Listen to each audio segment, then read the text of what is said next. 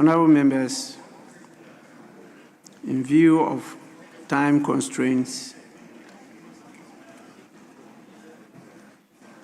we will proceed straight away to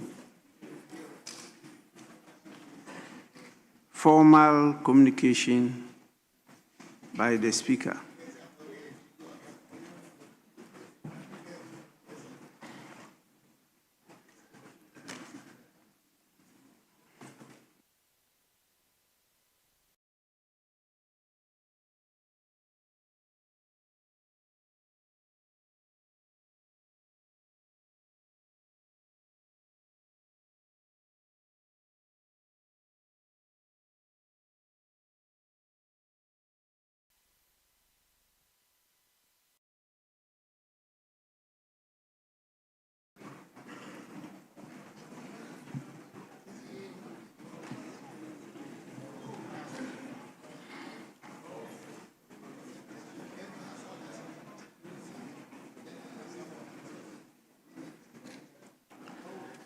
Honorable members, yesterday I had the pleasure and honor of receiving the leadership of the Queen Mothers Association in the country. They were led by the president of the association, the Queen Mother of the Offenso traditional area. As a result of that, I did not observe the early part of the proceedings of the appointment committee. This morning, my attention was drawn to a few things. And I've come to deliver an apology on behalf of the Parliament of the Republic of Ghana to their lordships and ladyships, and the members of the judiciary who were present during the proceedings of the Appointments Committee held for the vetting of the nominee for the office of Chief Justice. Honorable members, this, as I mentioned, was brought to my attention, and they referred to certain comments and conduct of some honorable members during the said proceedings, which may have appeared discourteous or disrespectful to the distinguished members of the judiciary in attendance. Such conduct, though not representative of the collective will of Parliament, is regrettable and inconsistent with the decorum expected of members under the standing orders of the Parliament of Ghana. Honorable members, the standing orders enjoins members to maintain order and decorum in the House and in committee, and to refrain from the use of offensive, insulting, or unbecoming language. In particular, Order 123, Rule 3, cautions members against imputing improper motives or using words that are disrespectful or likely to cause offense. The standing orders serve as a reminder that our proceedings must always reflect the dignity and integrity of Parliament as a key organ of state. As Speaker, I wish to reaffirm Parliament's unwavering respect for the judiciary as a co-equal arm of government under Article 125, Clause 1 of the 1992 Constitution, which vests the judiciary power of Ghana in the judiciary. And the judiciary is independent of control or direction from any person or authority. The doctrine of separation of powers requires that all three arms of government, the executive, legislature, and judiciary, relate to one another with mutual respect and restraint. Consequently, I have directed the leadership of the Appointments Committee to take note of this incident and to ensure that in all future proceedings, the highest standards of civility, objectivity, and institutional respect are maintained. Honorable members, Parliament cherishes the long-standing spirit of cooperation and mutual regard between our institutions. We must remain committed to strengthening that relationship in the collective service of the people of Ghana and the protection of our constitutional democracy. Honorable members, once again, on your behalf, I extend our deepest apologies and assurances of Parliament's continued respect for the judiciary and its esteemed members. I want to assure all of you that I'll come back on this issue of decency, discipline, and decorum. And this time, I'm coming with the hammer, not the gavel. I thank you for your attention.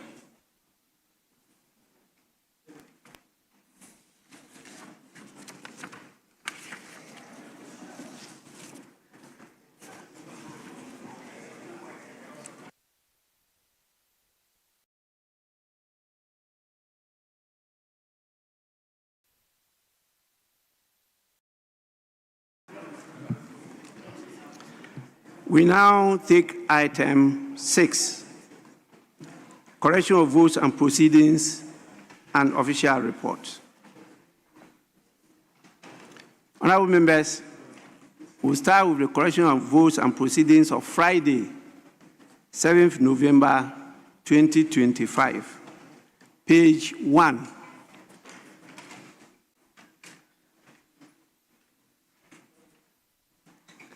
Page 2.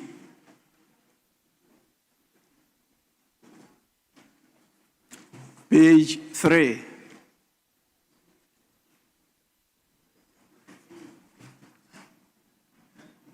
Page 4.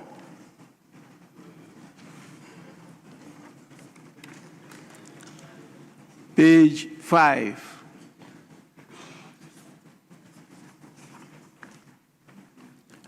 Page 6.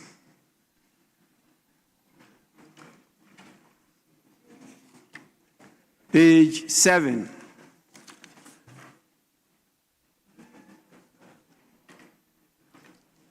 Honorable member, are you on your feet to make correction?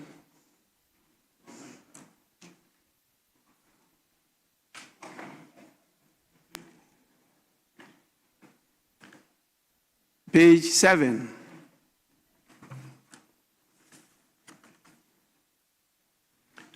Page 8.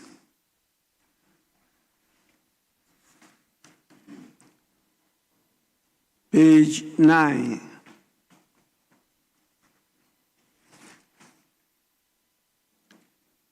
Page 10. Yes, honorable member. Speaker, I'm extremely grateful. Speaker, item 11, page 10, Roman numeral 1. The third line That's A. Not available. After the word available, we should insert the word in before there.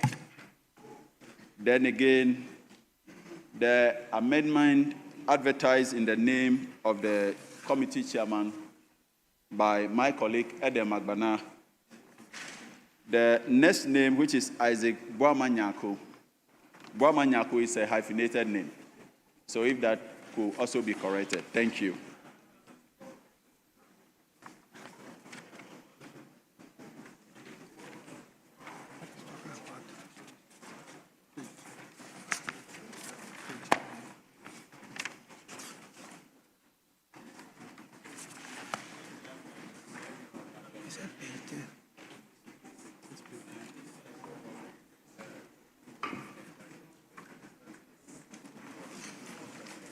Honorable Member, you mentioned page 10.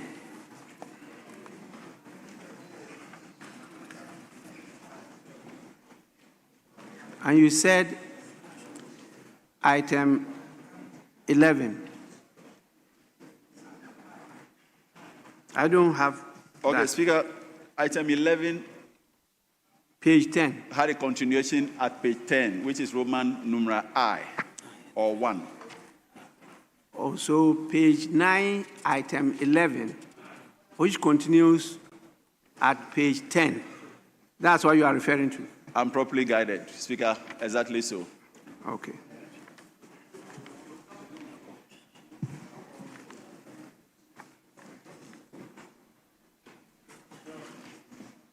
And you said whose name is compound? That's Isaac Boamanyako. Isaac Boamanyako.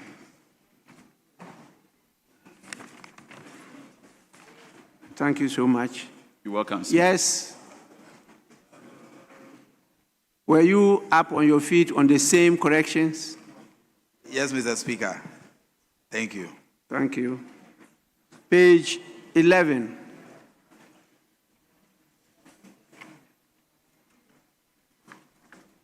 Page 12. Yes, Honorable. Mr. Speaker, sorry about that. I have one on page 13, not 12 rather. So we 12 move now to is page 13. 13. 13 under motion. Under motion that this honorable house do now adjourn. We should insert house after honorable. Thank you, Mr. Speaker. Yes, table office, omission of house. Kindly take note. Yes. Mr. Speaker, page 13, as I would reckon, there was supposed to be an amendment captured. That amendment was proposed by me and it was carried. And that's not captured in the order paper. I'm just wondering, seeking your guidance, whether that being contained in the official report suffices or should find expression in the order paper, because it was a substantive amendment for a deletion of a certain provision of the bill. And specifically, Mr. Speaker, the proposed amendment was to delete C from clause 5 of the proposed bill. I understand it to be part of the official report, but because we are capturing key events and it has to do with amendments, and the order paper captures amendment, I'm just seeking your guidance whether or not being contained in the official report suffices or it should find expression in the order paper. Thank you, Mr. Speaker. It should find expression in the votes and proceedings. Yes. Yes, so if that actually happened yesterday, table office kindly capture the amendment, and whether it was carried, you'd say so, and whether it was negated, you also state so. Kindly take note. Honorable members, page 13 is the last page.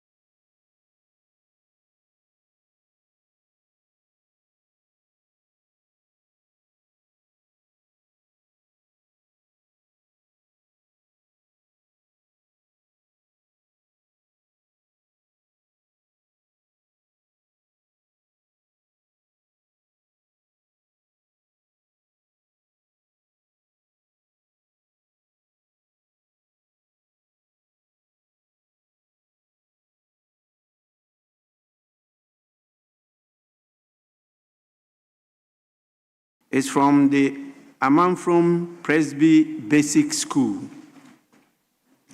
There are 61 in number, led by one Martin Ewa. And this group resides in the Abuakwa South constituency. Please, may you be on your feet. What I see up there, some are just down. And so the number, I started doubting whether you were up to 61. But now I see the young ones also standing there. Because of your height, you are not too visible. You are warmly welcome, and we are happy to have you here. And I believe that the team we have will take you around. There's a lot to learn, and this is a memorable day for you for life. You will always recollect it. We thank you for coming. May you resume your seat. We also have Children's Future School, led by the head teacher himself, and there are 101. The name of the head teacher is Yevuga Wolanyo Kofi.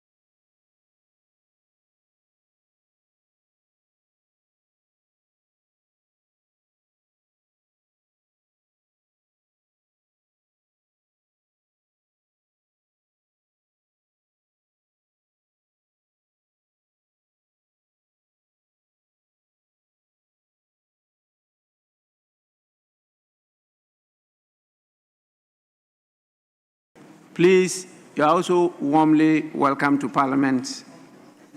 You may resume your seat.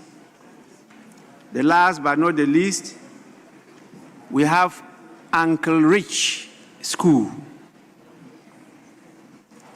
They are led by the head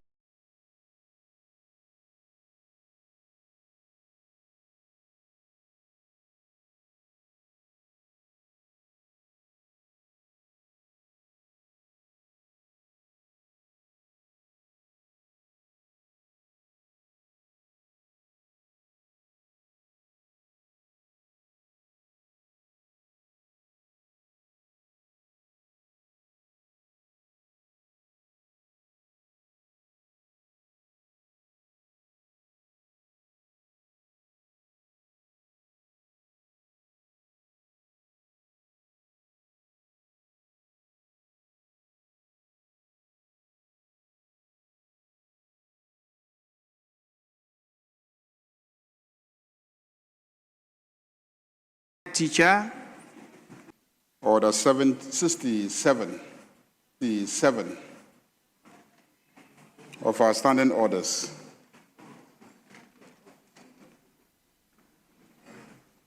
Providing for the order of business. And it says that the business for a sitting as presented by the business committee and adopted by the House shall be set out in the order paper and transacted in the following orders. 67(1)(u) indicates that at this point, we have reached the point when a complaint of contempt of Parliament or breach of parliamentary privilege can be made. It is after correction and adoption of votes and proceedings, which you have just completed. So, Mr. Speaker, I ask for leave to make a complaint of breach of parliamentary privilege, and it is based on facts that are well known to this House. But the rules say I must inform you, and Speaker will recall that I did inform you before coming into the chamber that I will raise a question of breach of parliamentary privilege and contempt of Parliament. So, Mr. Speaker, if I have your leave, I'll proceed to put forth the facts which found the complaint that I'm going to lay before this House.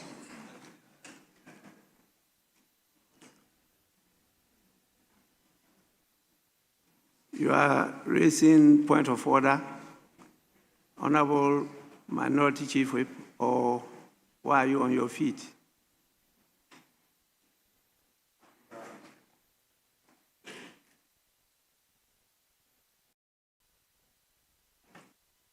Speaker, with respect, the leader a while ago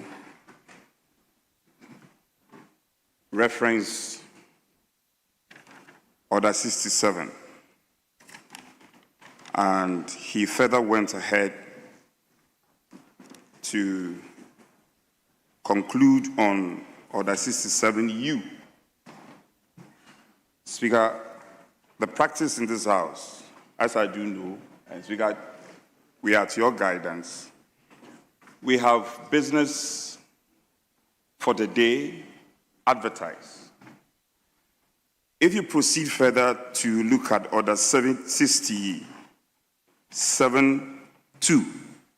with your leave, 67(2) says, the order of business set out in the order paper may, by the leave of the Speaker, be varied at any sitting. My observation is, once we have business advertised on the order paper, if it is the pleasure of the leader of the House to seek the leave of the Speaker to vary it, he should rather be coming under Order 67(2) and seek your leave for that leave to be granted. But in respect, he rather quoted 67, and straight ahead he went to settle on 67(u). And Speaker, we will need your guidance here. So he's not making that application properly. My point of view, I may be wrong, but he should rather come under 67(2) and seek your leave, and then he can proceed. I thank you, Speaker.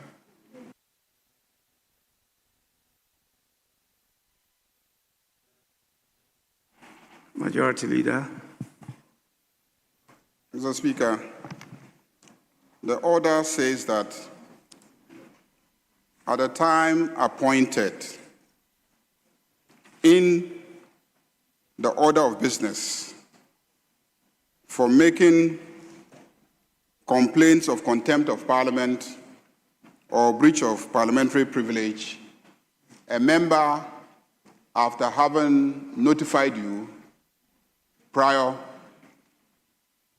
may make the complaint or raise a question of breach of parliamentary privilege. If you look at the order of business, under Order 67, it goes up to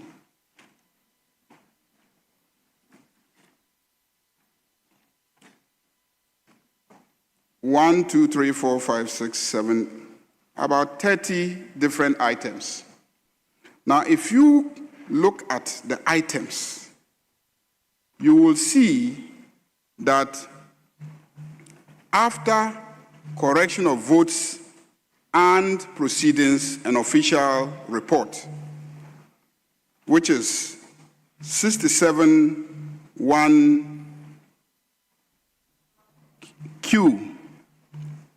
1Q. What follows is statement by the Speaker. Statement by the Speaker. Presentation of business statement. Statements by ministers. Then complaints of contempt of Parliament or breach of parliamentary privilege. Mr. Speaker, if you look at our order paper today, clearly you have, instead of making a statement, gone ahead to make a formal communication to the House. So I did not anticipate that Speaker will be making any statement under 67(1)(r). I have no plans today, Mr. Speaker, to present the business statement. No minister has given me any indication as leader of government business that he or she plans to make a statement to the House. So clearly, these three items listed in Order 67(1)(r)(s)(t) will not happen.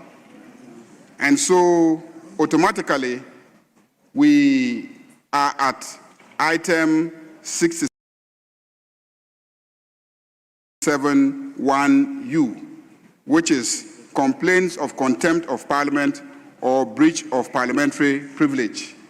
And our rules say, at that point, I can seek your leave if I have given you prior notice. And even if I haven't given you prior notice, I can seek your leave, and you may grant me the opportunity to make a complaint of contempt of Parliament or breach of parliamentary privilege. So, Mr. Speaker, the timing and my request for audience clearly fall within our standing orders. No breach of our standing orders can be claimed by anyone.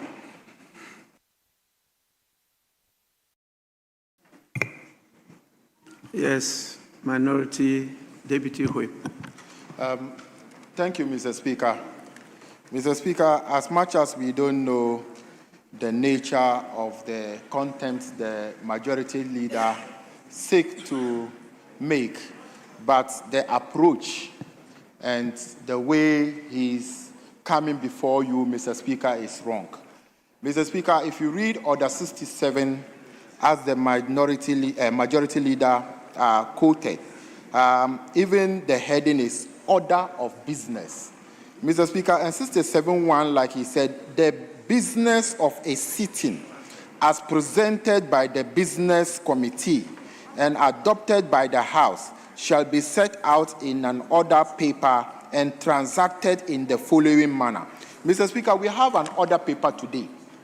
And this order paper, nothing is captured on this order paper as in you, where he will now make an application before you to vary, to make such a statement. And also, Mr. Speaker, he presented the business statement to us on Friday.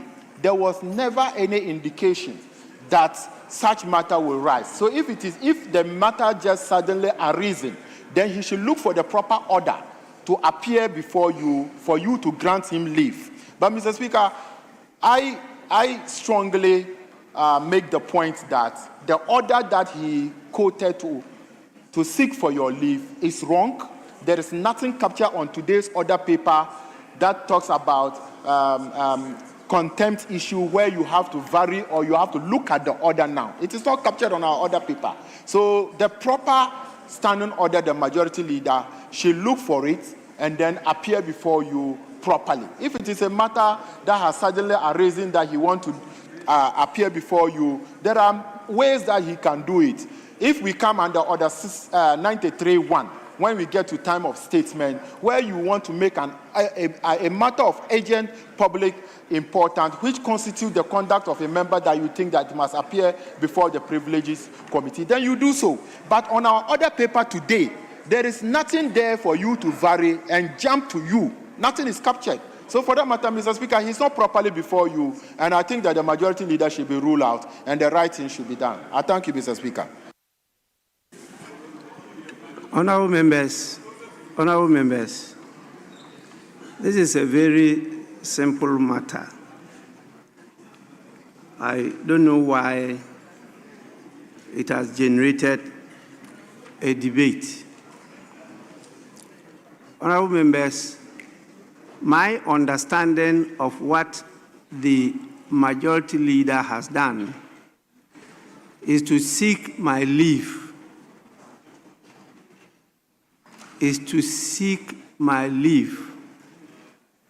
To draw my attention to a purported conduct or act of contempt of Parliament. And he proceeded to tell you the steps he has taken before now seeking the leave.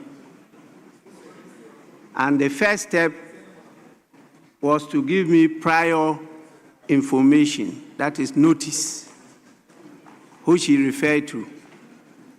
And the second is to get out on the floor to seek the leave.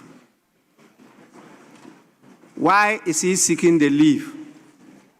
He's seeking the leave because on the order paper, we don't have item there referring to contempt of Parliament.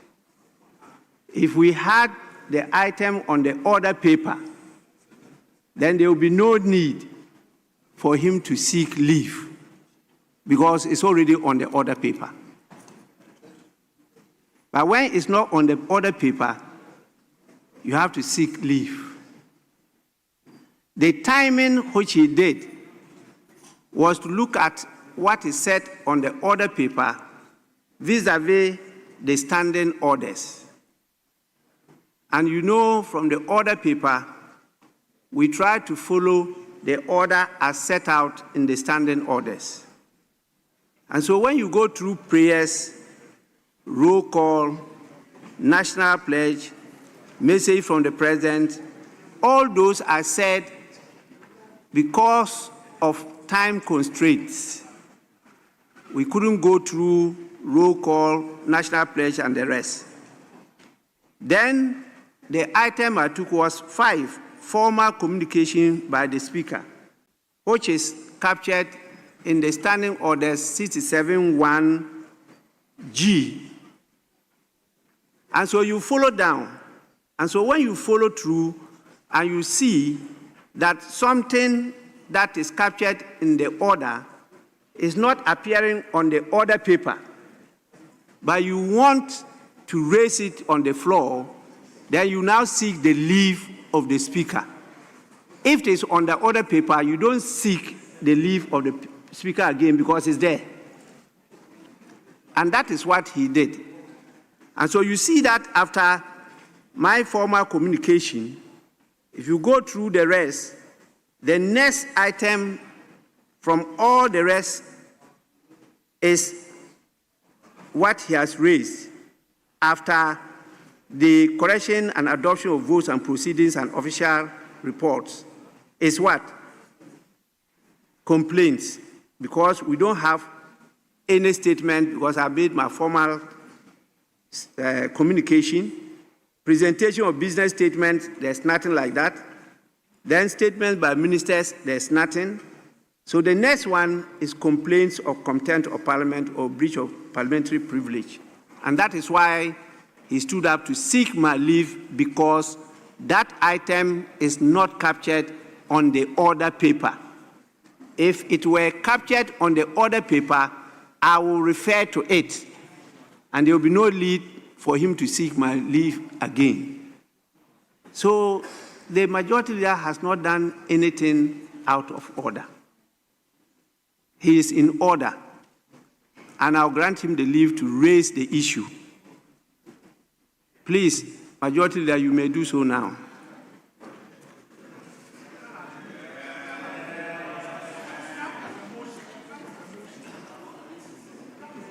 Mr. Speaker, our standing orders provide in Order 31, which deals with specific acts of contempt of Parliament or breach of parliamentary privilege. But even before then, we have Order 30, which describes what acts constitute contempt, order which A, obstructs or impedes Parliament in the performance of the functions of Parliament, B, obstructs or impedes the Speaker, a member, or an officer of Parliament in the discharge of the duty of the Speaker, member, or the officer, and C, affronts the dignity of Parliament, or D, tends either directly or indirectly to produce a result referred to in paragraphs A, B, or C. Then 31 deals with the specific acts of contempt of Parliament or breach of parliamentary privilege. 31O specifically is what I intend to base my complaint on. 31O says, any of the following acts or conduct constitutes contempt of Parliament or breach of parliamentary privilege. O, any act or omission which affronts the dignity or authority of Parliament, or which tends either directly or indirectly to bring the name of Parliament into disrepute. So an act that affronts the dignity or authority of Parliament, or which tends either directly or indirectly to produce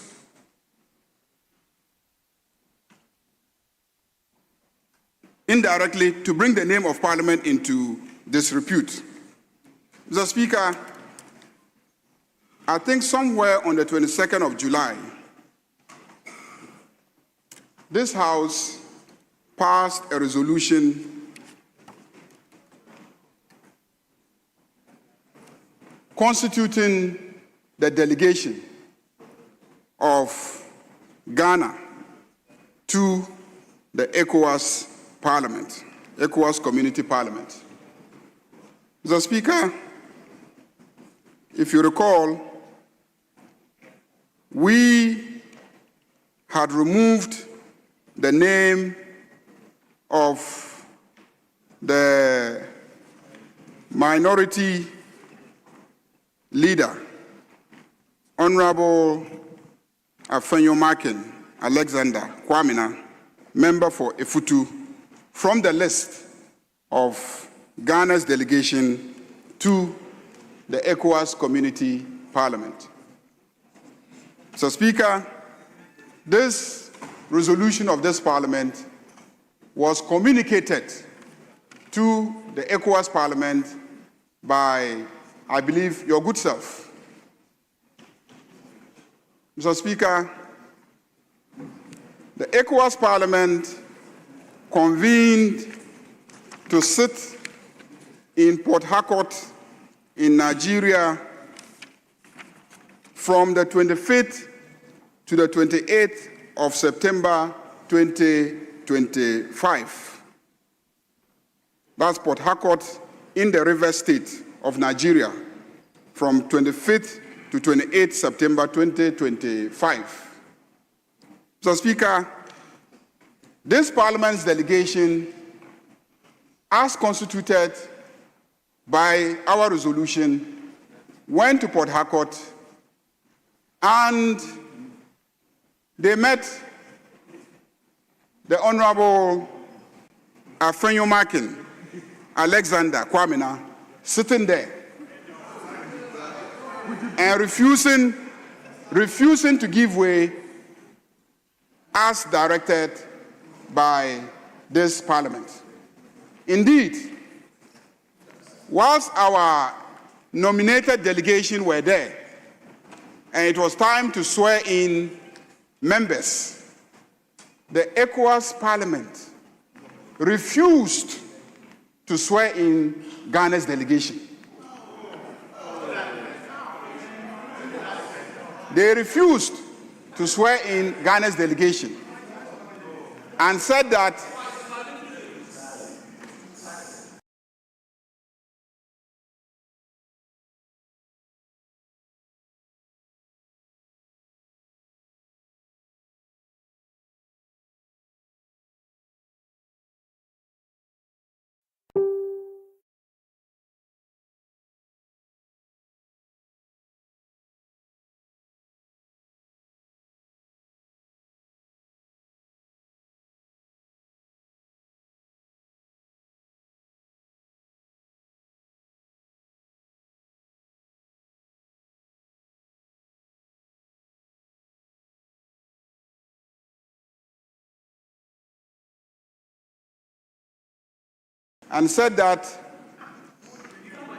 they will not, then caved in and swore in four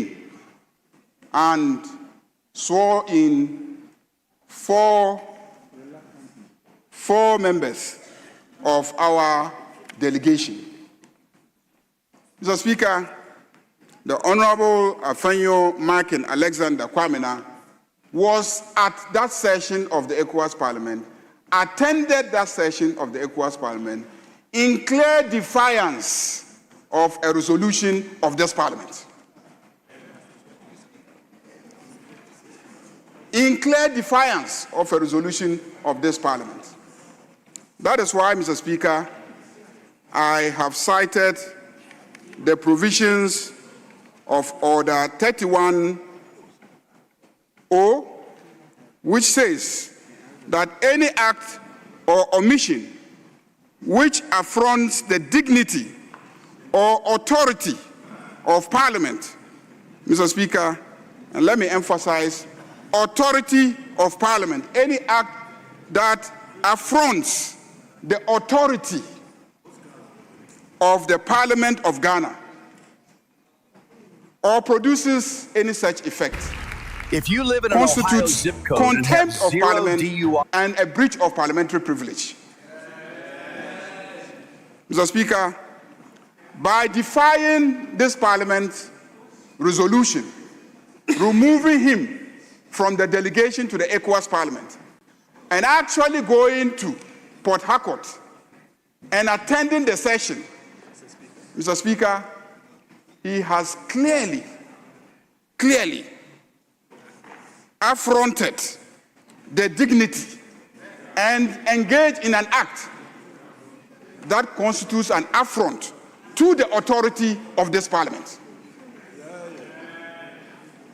And it is time that the Honorable Afenyo-Markin be put in his proper place. Mr. Speaker, I therefore rise pursuant to the relevant orders to make a complaint of contempt of Parliament and a breach of parliamentary privilege, and to urge you, pursuant to the appropriate orders, to refer the Honorable Afenyo-Markin Alexander Kwamina to the Privileges Committee for him to be processed.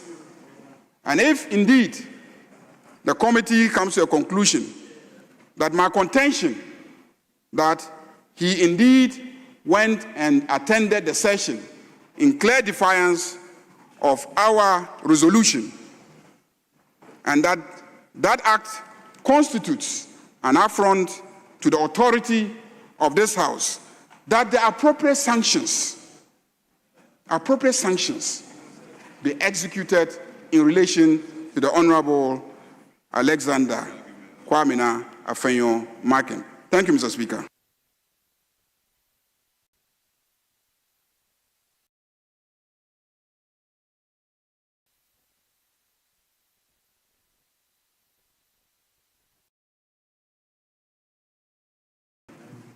Honorable members, you have heard the complaint of contempt being laid before all of us. The rules are clear. I'll have to come back to the House as to my view on this matter before I decide whether to refer it to the committee or not to refer to the committee. So I have that decision to make, and I need to consider it before I do so. So I will take the whole of today to consider the complaint, and tomorrow I will then communicate my decision to the House.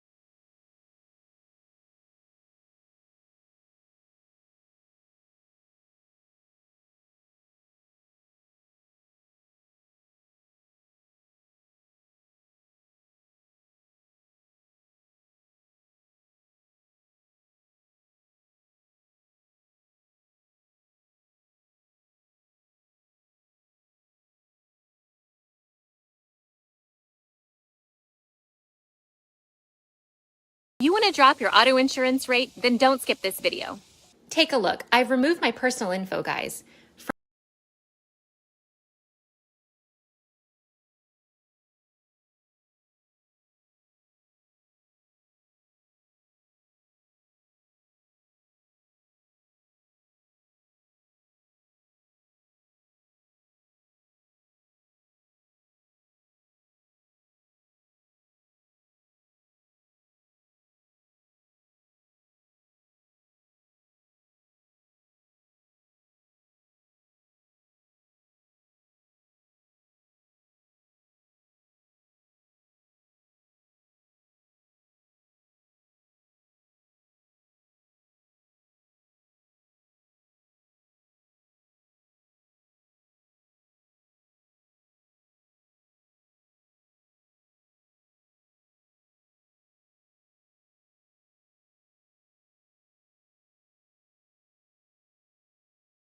Has changed.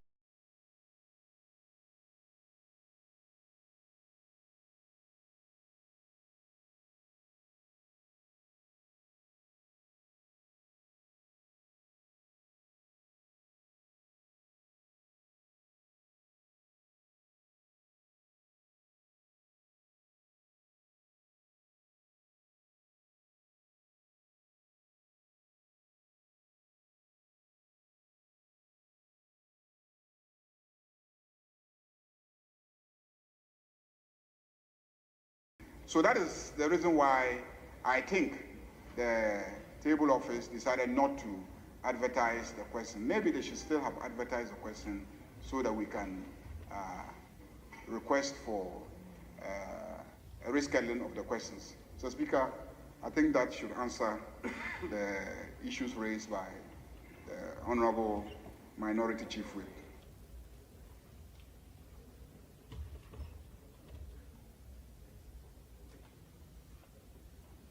Yes, Majority Chief Whip. Speaker, I don't envy the job of the majority leader. It is not an easy job. Now, Speaker, the practice has been that anytime such communication comes from the outfit of the ministers, leadership is copied. At least the whips are copied. On this occasion, surprisingly, we were not copied. That is the first point. Secondly, these ministers have deputies. So my worry is that Thursday we are expecting the exchequer in this house. The Minister of Finance will be here. And as you all do know, when the budget is presented, we go for post-budget workshop. When we are back, debate. After that, we start taking motions. And plus or minus, we'll be taking over 40 motions. As we got over the years, when these motions are being taken, we are unable to take questions. Already, we have a backlog over 300 questions. You guys worry. This is the only tool we have as members of parliament, the people's representatives, to elicit response from ministers. The ministers is going to COP, so COP is more important than coming to parliament. No, parliament is more important, in my view. And the table office goes through the motion of giving a prior notification to the ministers. So the minister knew ahead of time that today he will be in parliament. Can we look at the date on the letter? The date, majority that if you can tender that letter and then mention to this house the date on that letter, because that minister was given prior notification. The ministers must prioritize the work of parliament. How are we going to dispense of over 300 questions that are lacking? No answers. Today I'm going to COP. The next moment I'm leading a delegation. The next moment I'm with the president in my constituency. This is parliament, for God's sake. The president is in your constituency. So that is more of a priority than coming to answer questions. Majority leader. No, the president is the president. Yes. The president president takes precedence. Yes, he takes precedence. I agree. In fact, that is constitutional. The president takes precedence. But I'm saying, is he the road minister?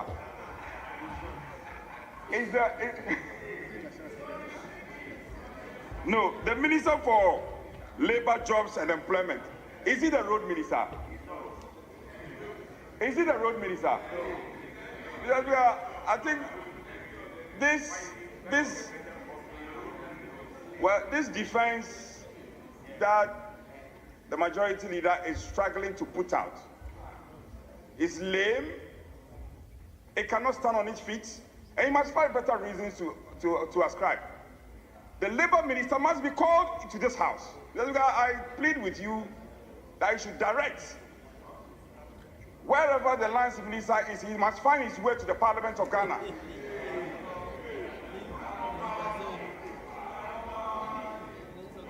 The lands minister, he must find his way to the Parliament of Ghana. The labor minister must, what are your deputies doing? The president in his wisdom, and in the wisdom of the framers of the Constitution, has given us the opportunity to appoint deputy ministers. Look at my good friend, the energy minister and green transition, and his deputy, he's dutifully seated behind him. His deputy, a very calm gentleman, is dutifully sitting behind him, giving you all the moral support.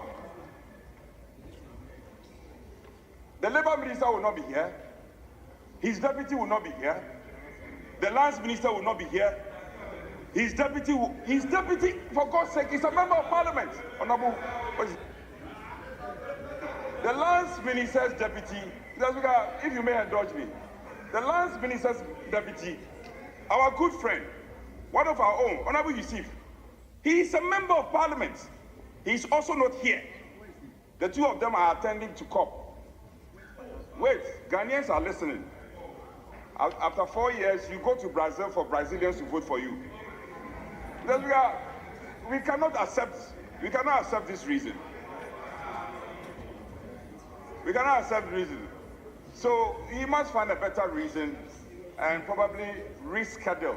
We must reschedule, because Thursday we have the finance minister, and we have a committee of the whole. We are told the finance minister is already here. But I plead for your directives that these questions must be rescheduled. It cannot fall to be part of the backlog. There are over 300 questions that are still on the getting dusty on shelves.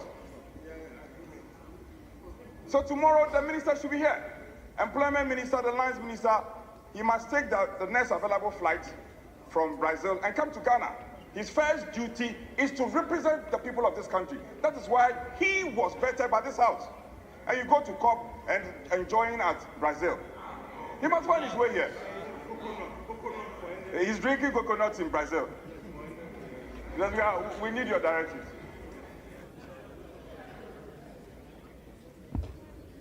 Majority Leader.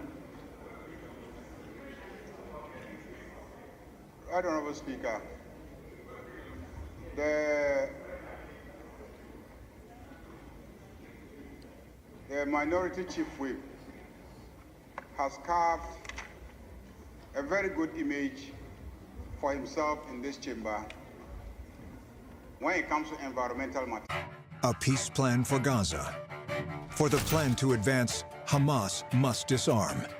Instead, tonight, terrifying images emerging from Gaza. Videos show Hamas-linked gunmen carrying out a public execution as they return to the streets. Hamas on a rampage, executing Palestinians, bloody crackdown, spreading terror. For freedom, not terror, Hamas must go.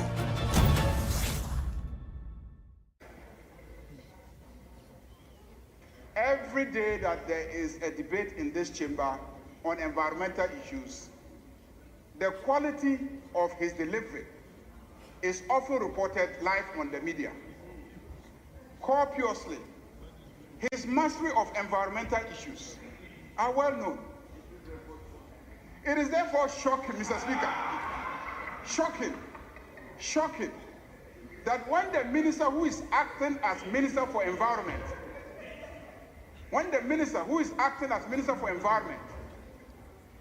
attends to the invitation to attend the Conference of Parties of the Climate Change Agreement representing the Republic of Ghana to demonstrate the Republic of Ghana's commitment to protecting the environment and the climate. I am shocked that this honorable member, who presents himself as an environmentalist, will take issue with that minister. I am surprised, Mr. Speaker. And to create an impression that what the minister is doing is so out of space that in the next election, Ghanaians should punish because that minister has attended an international conference where the world is trying to fashion out a mechanism to protect the world's climate. And he expects that when the world gathers to fashion a mechanism to protect the world's climate, that Ghana will not be heard.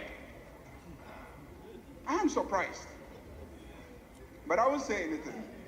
I can understand when we are doing simple politics, and you should know that there are seniors in politics. There are seniors in politics. You do politics, we do politics. We'll see whose politics is a better politics. Mr. Speaker, I'm not sure he wants to persist. Thank you, Mr. Speaker.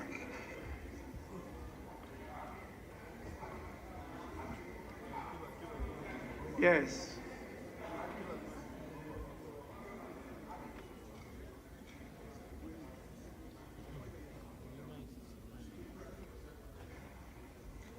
Thank you, Mr. Speaker. Mr. Speaker, we were expecting a very reasonable and better explanation from the majority leader. Mr. Speaker, if the majority leader go this, Mr. Speaker, if the majority leader go this tangent, it's very bad. Mr. Speaker, that word is withdrawn, majority leader.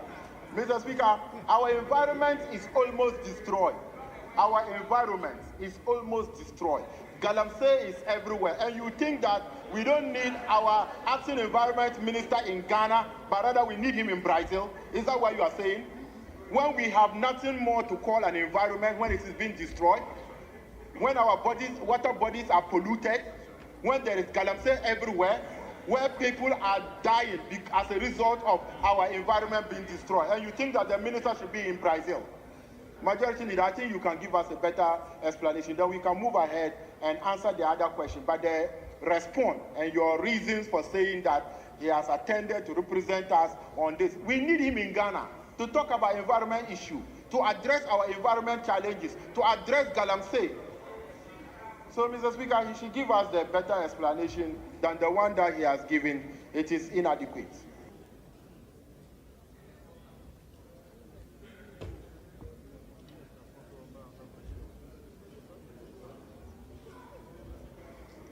Honorable members,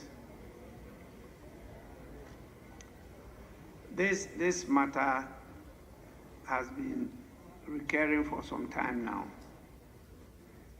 and the standing orders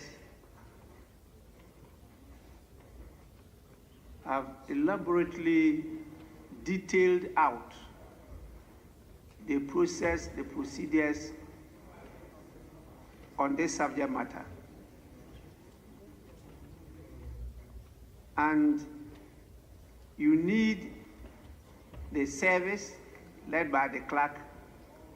You need the presiding officer, that is the speaker, and you need the House itself to be able to apply, implement, and enforce these standing orders.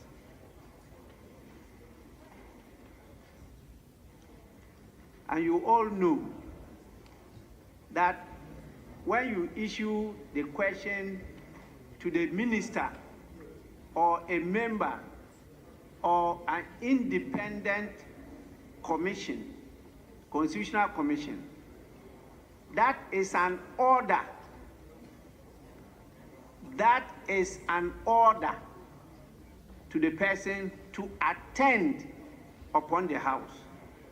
And so 77(1), Rule 77(1) states it clearly and I want to quote, that's question time in the House, 77:1. A minister, a member, or the head of an independent constitutional body shall, by order of the House, attend a sitting of the House to answer a question. That is order of the House.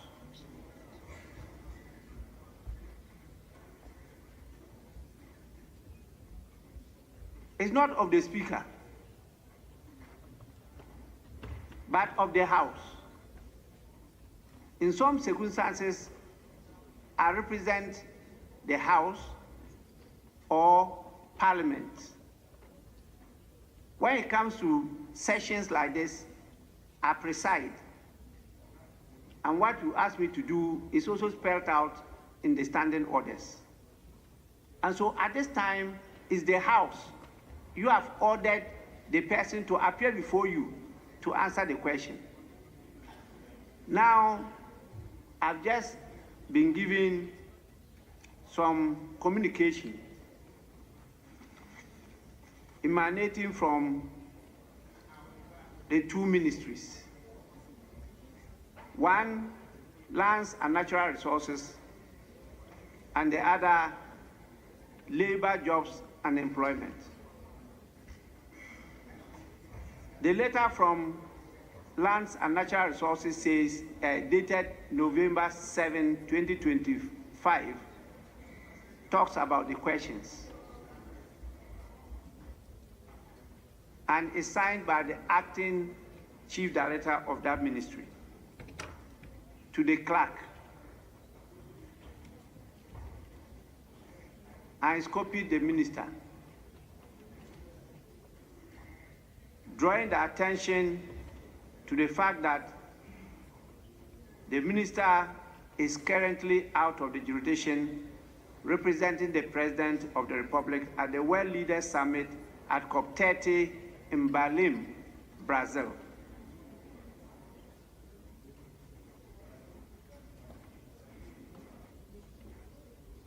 So he requested for a reschedule of the responses to the parliamentary questions which he submitted.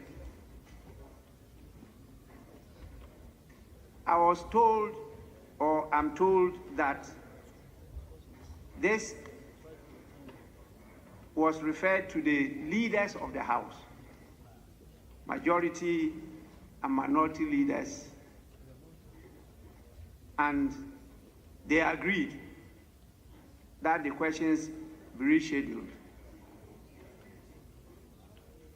The second one is a letter from Labor, Jobs and Employment dated 11th of November 2025. And it also relates to the questions that you're referring to. And he only regrets his inability to attend upon the House on the scheduled date. Signed by a chief director. And this is directed to the clerk of Parliament. Copied the minister, the majority leader, the majority chief whip, the minority chief whip. That is what I have on the letter dated 11th November 2025. I'm informed that the leaders' attention was drawn and that the leaders agreed that the questions be rescheduled. Now, the House is led by the leader of the House.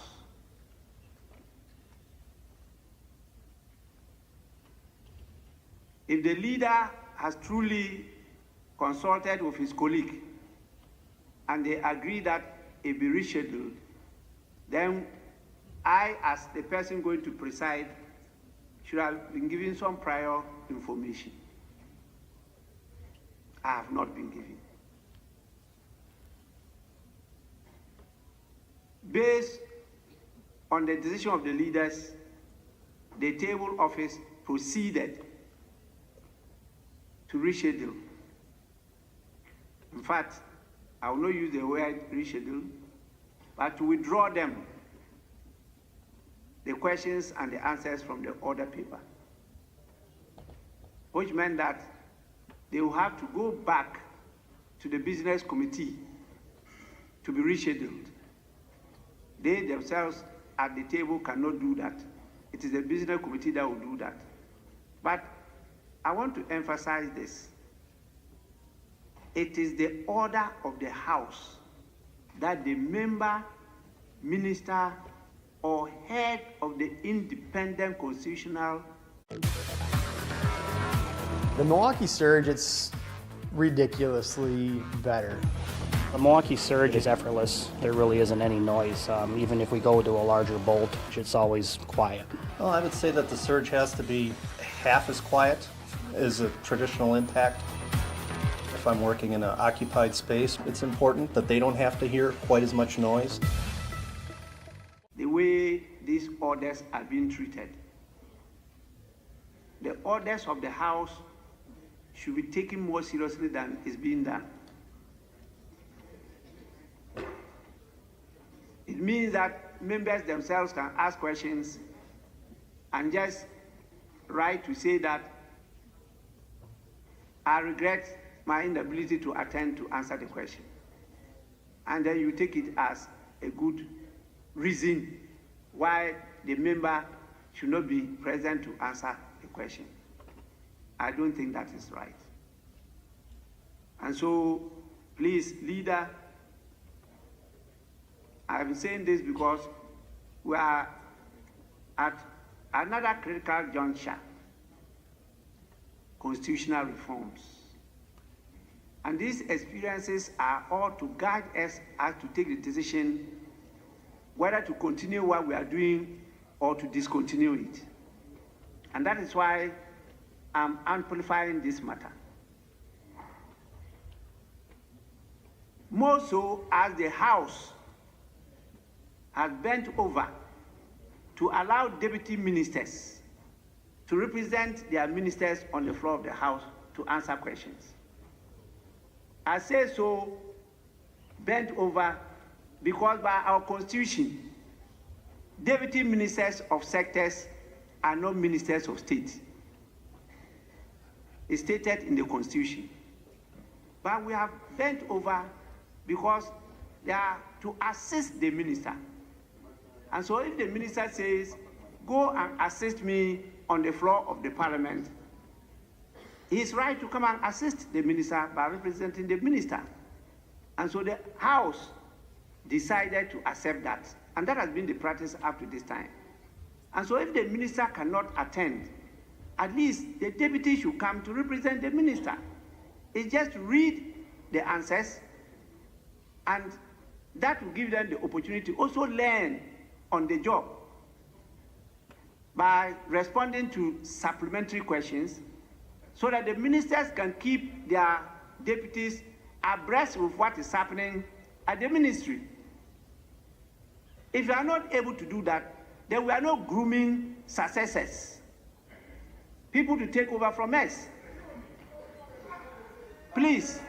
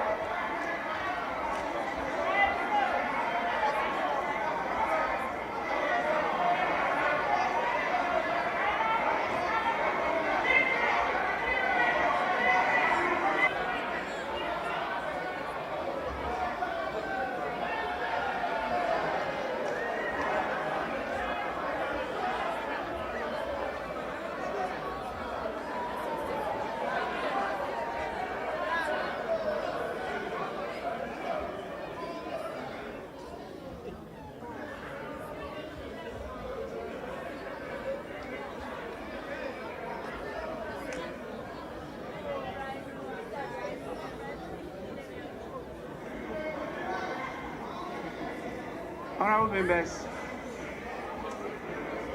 members,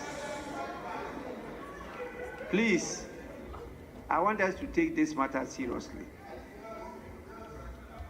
because we need to get answers to our questions. And we need people to put some priority on the business of Parliament. The minister who just showed up for that is not what the minister communicated. That's not what the minister communicated. That is what you heard from the majority leader. But the majority leader said they received the letter that the minister was out of the jurisdiction to represent the president at COP 30. But the details of the letter, which has been given to me, and I want to read it so that you get the situation. We have to be frank with each other. We have to be truthful. We don't need to keep on deceiving ourselves. It's the clerk to Parliament. It's addressed to the clerk to Parliament, Parliamentary Service, Parliament House, Accra. Read parliamentary questions. We refer to your letter number OPTQ 127 dated October 7, 2025 on the above subject, which was received today.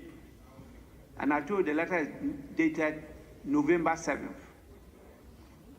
The ministry respectfully wishes to inform you that the Minister for Lands and Natural Resources, Honorable Emmanuel Amakufibua, is currently out of the jurisdiction representing the President of the Republic at the World Leaders Summit at COP 30 in Berlin, Brazil.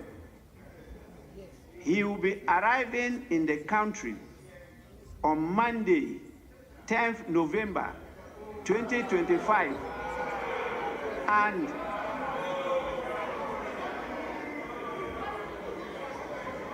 honorable members, please, honorable members, I repeat, he will be arriving in the country on Monday, 10th November 2025, and has therefore requested for a reschedule of the responses to the parliamentary questions. Kindly accept the assurances of our highest esteem. The acting chief director is Innocent Halligan. He signed for minister, and a copy of the letter is sent to the Honorable Minister, Ministry of Lands and Natural Resources. That is what is communicated. That is what they're giving me. So from the letter, which is dated November 7th, 2025, the minister should have arrived back in Ghana Monday, 10th November 2025. Today is Tuesday, 11th November 2025. Yes, Majority Leader. Mr. Speaker, I read this to the House. And I said that the minister requested for rescheduling. And I read it. I actually mentioned the date of the return of the minister. I mentioned it. Go and check the records. Please, the cameras are here. If you want, step out, take the video, replay it. You will see that I read that part of the letter, given the dates. What happened was that the minister complained that the notice was too short. And you will recall that he is acting as the Minister for Environment. And that is the capacity in which he had to take on this assignment. So he complained about the shortness of the notice, the duration, and that he needed a little more time when he arrived to prepare the answer. Mr. Speaker, it is important for the public to know that Order 77, which you have read, also has a provision in Order 77.3. And Order 77.3 says that a minister, a member, or the head of an independent constitutional body shall not take more than 3 weeks, upon receipt of a question from the House to respond to the question. It means that the minister has at least 3 weeks. Yes, that's what the standing order says. Upon receipt.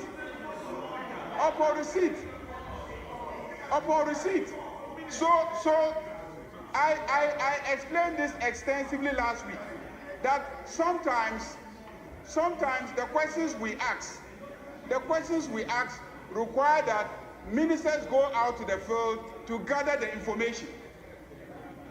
The information may not be immediately readily available at the ministry. And if you recall last week, this issue came up. And I said, for instance, if you ask whether or not the building in Bador, in Boku Central, has been ripped off by wind, a storm, the minister has to ask his regional director, who will go to the district director, ask him, who will write the report, and so you have 3 weeks within which to answer when you are informed. And that is the basis on which I reported to this House again, that we at Business Committee then directed the clerks that anytime they are scheduling a minister, they should make sure they have reached the minister to ensure that the minister has given them a firm commitment that the date they are scheduling is the date that the minister is available, so that they can agree on the date, because he has 3 weeks. We discussed this in this chamber. And I reported to you our discussions at Business Committee. And he was there. The minority chief whip was there. He was there. We discussed these matters extensively. So this matter, Mr. Speaker, I think is not something that we should belabor the point. We have a few questions to answer, and I believe that Mr. Are you ready to become a dental assistant in just 10 weeks? Assist to Succeed of Columbus and their brand new campus in Newark are Ohio board-approved dental assisting schools and can jumpstart your career in dental assisting with hands-on learning, affordable tuition, financial assistance, and Saturday classes. Dental offices are looking for dental assistants with the type of training that I received from ATS. Work your current job while training for your dream job. To register, call or visit assisttosucceedofnewark.com or assisttosucceedofcolumbus.com today. We had exhausted all the issues. Yes. Speaker, with respect, please. We've not. Well, first of all, let me profusely thank you for reminding the House on the provision of Order 77. Speaker, it's also important we don't belittle the matter at hand. Now, Majority Leader, last Friday, you referenced Order 77.3. Today, again, you are referencing Order 77.3. I want to challenge you. Check at the table office.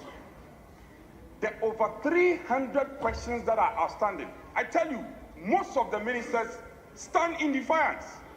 They stand in defiance of the 3-week provision. They stand in defiance. Go and check. You have not checked. Go and check.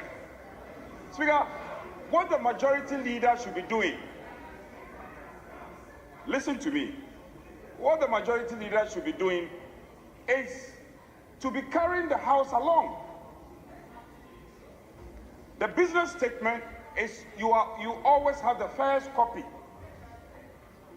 before others in leadership get copies. You knew these questions were taken out of the order paper. The questions that stood in the name of the Minister for Employment and the questions that stood in the name of the Minister for Lands. You knew ahead of time. You failed to carry leadership along. That's where I got to the chamber only to see the order paper. And these questions were miraculously missing from the order paper. How do we take this as your co-leaders? How do we take it? How do we take this? And I made the point, as I'm grateful you re-echoed the point, that in the absence of the minister, the deputy can stand instead. Surprisingly, the minister and the deputy all walked into the chamber, and we were told by the majority leader that the minister was in Brazil. He was in Brazil. Did you come with a presidential flight? I wonder if the minister came with a Brazilian presidential flight. And let me revert to order 31E. And it's a free counsel to our leader. Order 31E. With your leave, any act or conduct calculated or intended to deceive Parliament or a committee of Parliament. I find this very revealing. We have been told that the minister was in Brazil and he was supposed to return on Monday, and you were in Brazil. Suddenly the minister emerges in the chamber.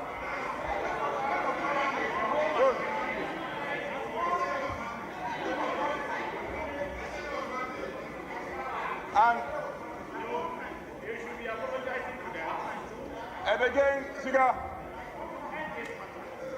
there is a trend emerging in this house, and we need to cure it or nip it in the bud.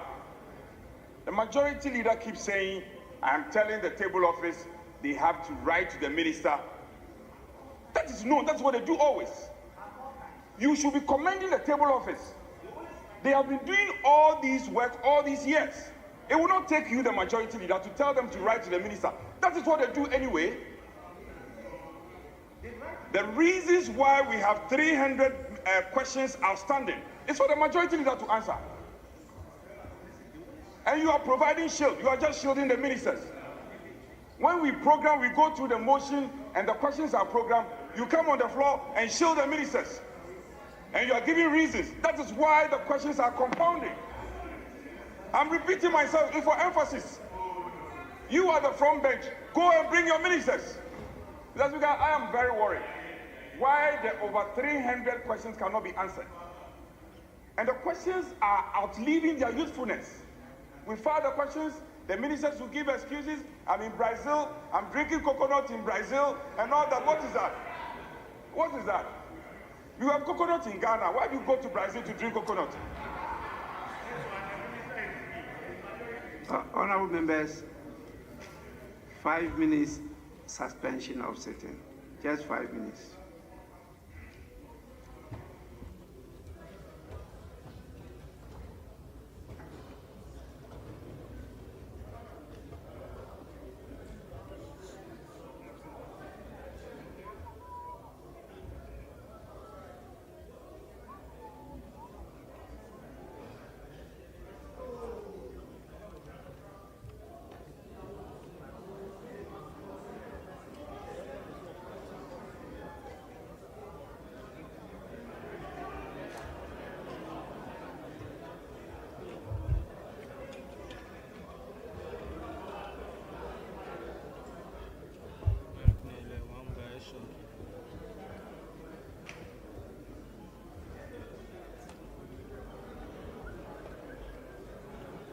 And so there you have it.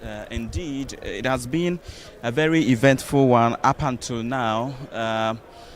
Earlier, just when the House convened or sat, or when proceedings began, the Speaker made a formal communication. And in that formal communication, the Speaker indicated that he has taken notice of event that took place at the vetting of the Chief Justice nominee yesterday.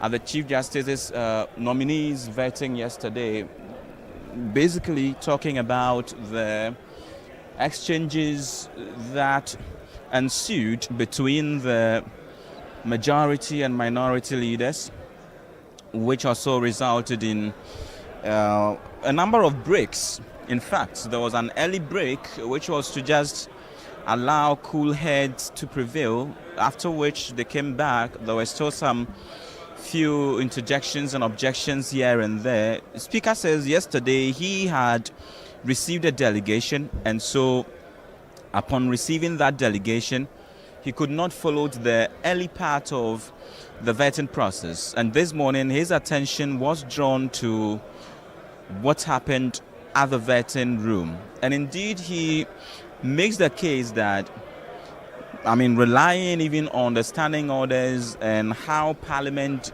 as it should, or any other day should engage in its business, to make a point that there shouldn't be any moment or any day when Parliament would be seen to have, offended the kind of relationship that exists between the legislature, which is one arm of government, with another arm of government, and in this instance, the judiciary, also because you had a lot of judges who had gathered at the vetting room.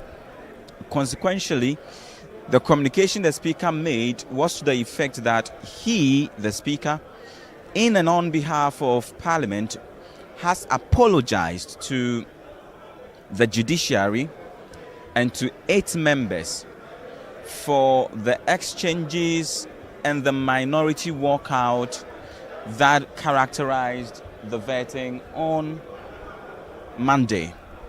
In fact, he went ahead to give that strong assurance that Parliament would continue to respect the cordial relationship that has always existed between the House and the judiciary and also the executive arm of government.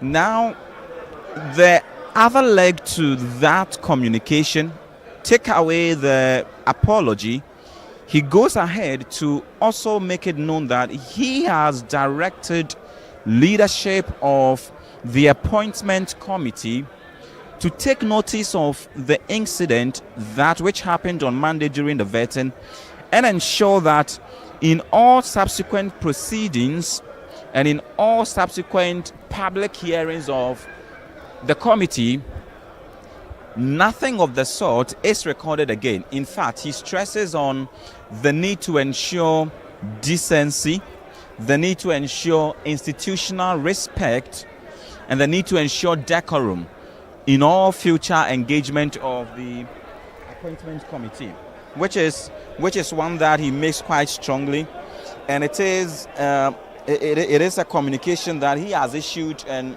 a directive that he has made to leadership of the appointment committee. So that was how proceedings started this afternoon when Parliament sat or began sitting. Speaker has summarily apologized to the judiciary for all that happened during vetting on Monday, and has assured them of Parliament's continued respect and relationship between this House and them. Subsequently, the majority leader made a complaint against the minority leader for allegedly breaching rules, what is known as parliamentary privilege, by attending a meeting of ECOWAS Parliament when he shouldn't have done so. So he has pleaded with the Speaker to refer him to the Privileges Committee for possible sanctions. And then just before the break, now the Speaker is in, so it means that proceedings are going to resume. But just before the break, the conversation was about the absence of some ministers, or their failure to attend upon the House to answer to certain questions. That was the kind of debate that unfolded in the House when we went on break. Proceedings are back, we cross over. The bike dealer you trust? trusts Velitric. Hi, I'm Peter, and I'm a Velitric dealer. Velitric just gets it right. The right bikes, the right design, and the right engineering. They're just better than their competition at this point, and that's why I chose to hitch my wagon to them. It's clear they're working with their customers to gather their feedback and implementing them into a line of products that meet the user's needs. Me, I'm a guy who got on an e-bike once, changed my life. A Velitric dealer and an e-bike convert. Here is within the 3 weeks. The only issue is that once the sector ministers agree, or the member or head of the independent commission agrees to appear before the House, and the question is scheduled, it becomes an order. And there must be exceptional reasons why the person will not be able to attend. In fact, we are toward the ministry, not just a minister. If the minister cannot attend, as we've been doing, we allow the deputy. Unless the member insists that he wants to hear from the minister and not the deputy, we allow the deputy to answer. My other issue to the ministers is the fact that they should take interest or direct the heads of the ministries, that is the chief directors, as to how to couch these letters. I think that is important. The minister, by the nature of the job of a minister, you will not have time to be writing these letters yourself. So you delegate the authority to the administrative heads, and that's the chief directors. By the way, some of them write the letters, they don't attach seriousness to the work we do here. And so, please, ministers, kindly get in touch.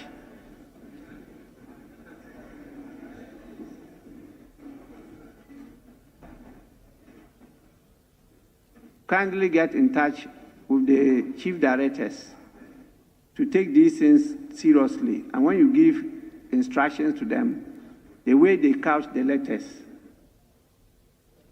should be such that the House will be persuaded to grant the minister the permission to absent himself or that to the deputy minister.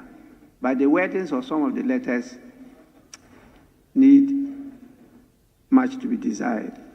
And so I will please urge the leader of the House to take the comments in good faith and try as much as possible to get the ministers and the heads of the Independent Constitutional Commission to appear before the House to answer the questions.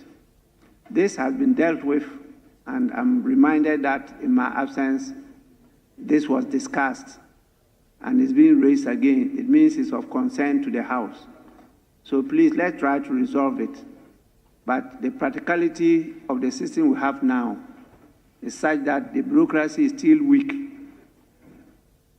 Bureaucracy is still weak. The administration is not that responsive. And the same applies to Parliament.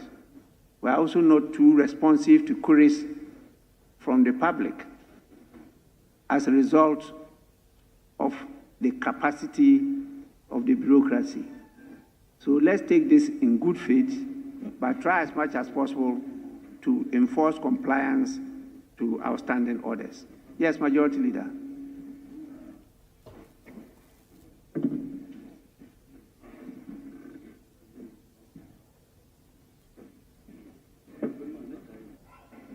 Thank you, Mr. Speaker. Mr. Speaker, we'll take that on board. Unfortunately, the Ministry of Environment does not have a deputy minister. Secondly, the Ministry of Employment also does not have a deputy minister. In this instance, the minister just tells me that the question actually got to them on Friday, and he was not even in the country on Friday, but he received the communication and gave instructions that the chief director should request for rescheduling so that he can adequately prepare and provide the appropriate answers. But we'll take on board all the concerns raised by honorable members, and we'll make sure that ministers attend as scheduled, and if there's a very good reason why we should reschedule.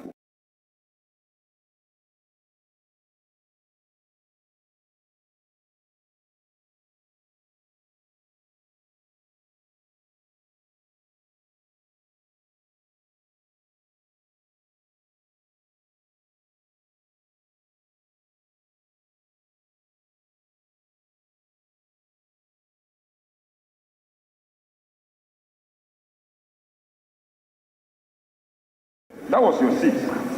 That was your seat. So, what's that? You can speak. We are saying that you have to come to the house. And so we will support you, but make sure you come to the house and do business. I am worried about the over 300 questions that are getting dusty on our shelves. It's worrying. That's why it's worrying. And Thursday we are going to have budget. So these questions, are we going to reprogram them? No, it's important. These questions are important. They are very important. So these questions are also going to get dusty. And they are also going to add on to the outstanding questions. You are not worried about that. Majority are, you should be worried about this. You are laughing. This is not funny. Actually, I think the letter from the Chief Director captures all this, because the question was received at the ministry November 7th. And so when you add 3 weeks, 21 plus 7 will be 29. That is the limit. That to answer within 3 weeks. And so today is what?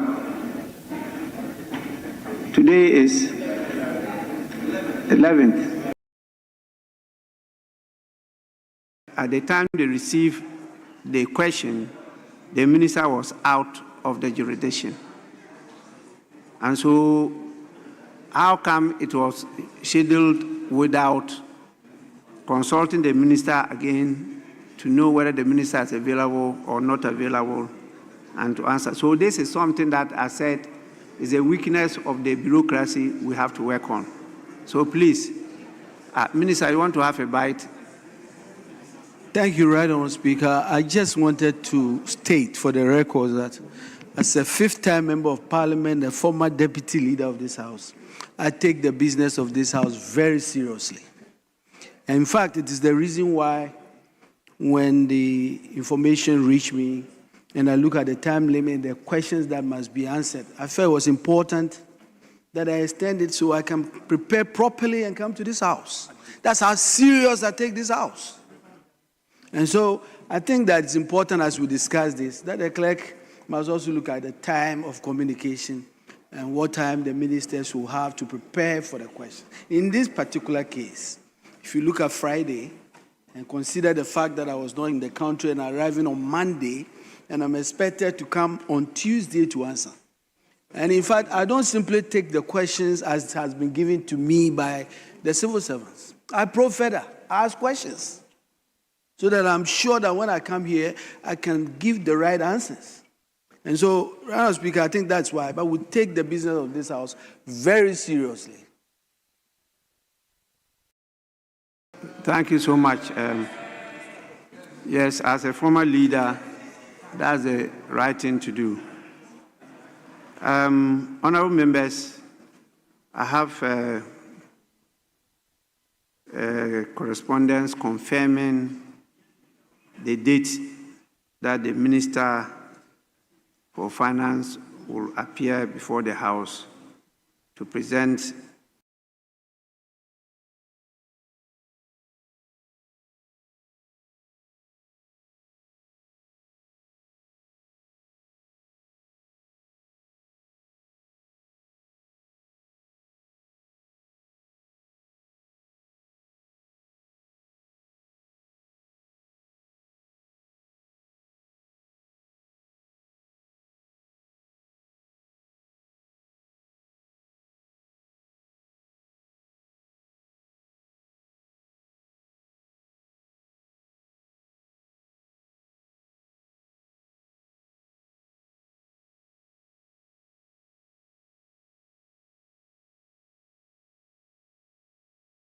the 22 of His Excellency President John Dramani Mahama for the 2026 financial year on Thursday, 13th November 2026. I respectfully seek your kind approval to facilitate the necessary arrangements for the presentation to proceed. Please accept the assurances of my highest consideration. Dr. Kesiel Atuf Forsen, MP, Minister.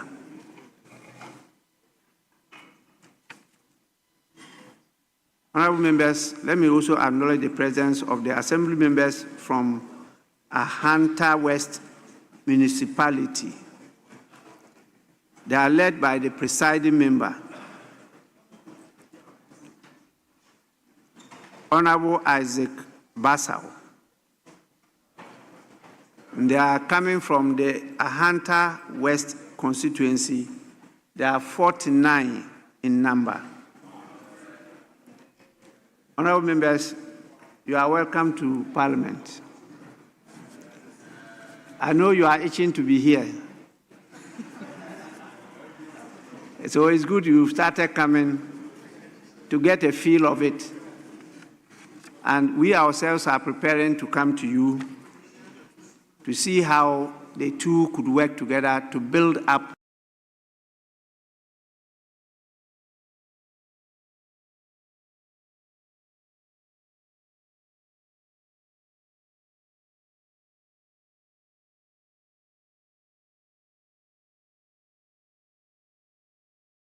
to be able to work at the local level and get the assemblies to be more efficient and more effective than we have now. Because governments will be sending much more money to the assemblies, and those money should be properly utilized to the benefit of the people. So we are happy that you find time to come, and on behalf of the House, I warmly welcome you. Please take time and go through the process, and before you leave here, you'll be better than you came in. Thank you so much for coming. You may resume your seats.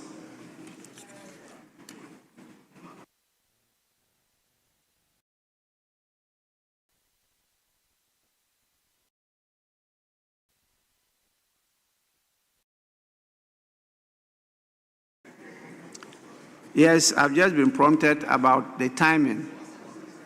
The sitting of the House, as you know, is 2 p.m. And so the budget too will be at 2 p.m. We will be doing a few things in the morning. And so the minister will appear at 2 to present the budget statement. Yes, Minority Leader. Mr. Speaker, with respect, you just read to us the letter received from the Minister of Finance regarding the 2026 budget statement, which is to be read or presented on Thursday. Mr. Speaker, you may be aware that you admitted a motion, which motion seeks to invite this House to determine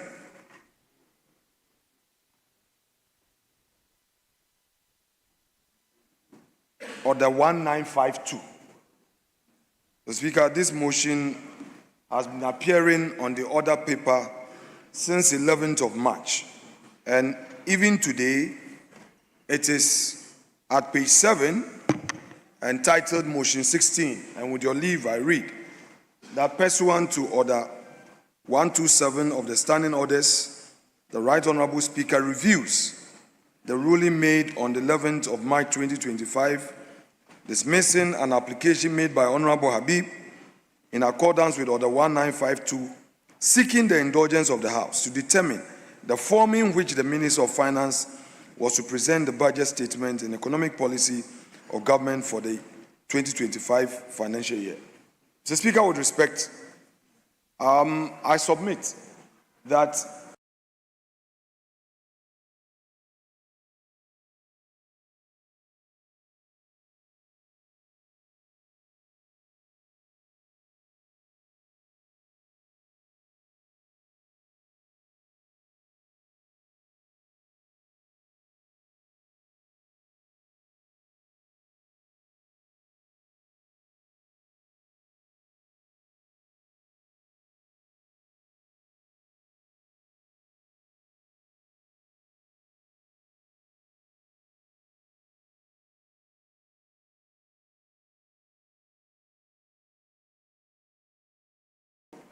this motion is dealt with so that you give your ruling, and if your ruling in one way or the other directs which form the budget is to be presented, then indeed the House will be bound by that clarity given by you as the Speaker, and then we can make progress. Mr. Speaker, that is all my prayer on this rising. Thank you.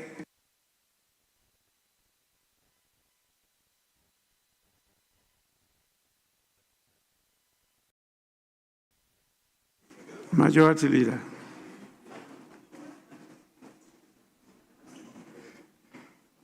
Mr. Speaker, I think the Business Committee did program the motion as one of the businesses that may be conducted by this House this week. Of course, once Right Honourable Speaker has admitted it,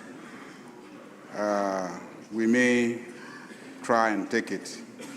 But I do not think there's any doubt regarding how the budget is to be presented. I think the standing orders dealing with this matter are very clear. Order 197 talks about presentation of annual budget statement. I think the dispute is whether it should be by motion or by a statement. If I recall, that was the main issue. But Order 195 is quite clear. And I think, Right Honourable Speaker, you gave a ruling on the matter. I think what is being pursued is a review of your decision, if I recall. So the legal position is quite clear. It is a request for review that is pending. So I don't think there's any problem as to how and the form in which the budget should come to this House. Be that as it may, Mr. Speaker, I don't know if space will permit us between now and Thursday to take that motion. But, Mr. Speaker, this is a matter entirely for you to determine. You determine the business of the House.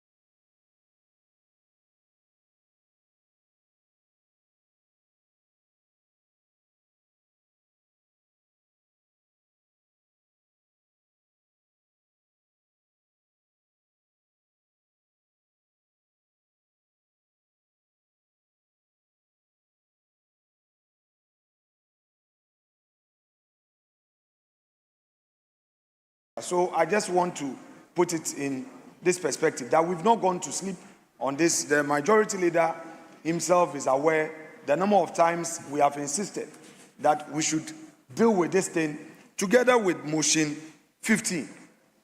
And the last time, on last Friday, I made a point here that if we had found space to determine motion 15, perhaps there would be no need at all to raise another matter regarding whether or not, when there's a pending matter in court, Parliament is stopped or otherwise. So, Mr. Speaker, we have been very vigilant and been pursuing, particularly these two motions. So if, by the grace of God, tomorrow is available, we've always been prepared. We would make our case in this court, in this honorable house, for Mr. Speaker to make his determination, so that Thursday there wouldn't be the need to now go through the matter again. We haven't suddenly woken up to put pressure for this motion to be considered with respect. Thank you so much, sir. Honorable members, may we proceed? We're at item 7. Questions. We have 10 questions. Majority Leader, yes. Mr. Speaker, I want to ask for your indulgence so that we can just lay items in 9,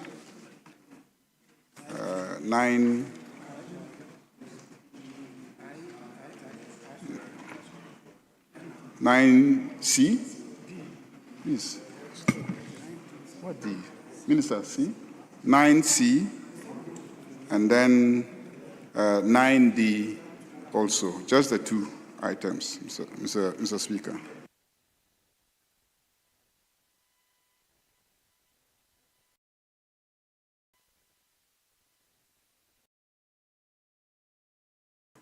Honorable members, there's an application for us to vary the order of business and start with public business now. I grant leave for that. And you want private business? No, Mr. Speaker, I just wanted to respond to the application. Yes. Speaker, with respect, the majority leader knows that, yes, he leaves the house, but we engage.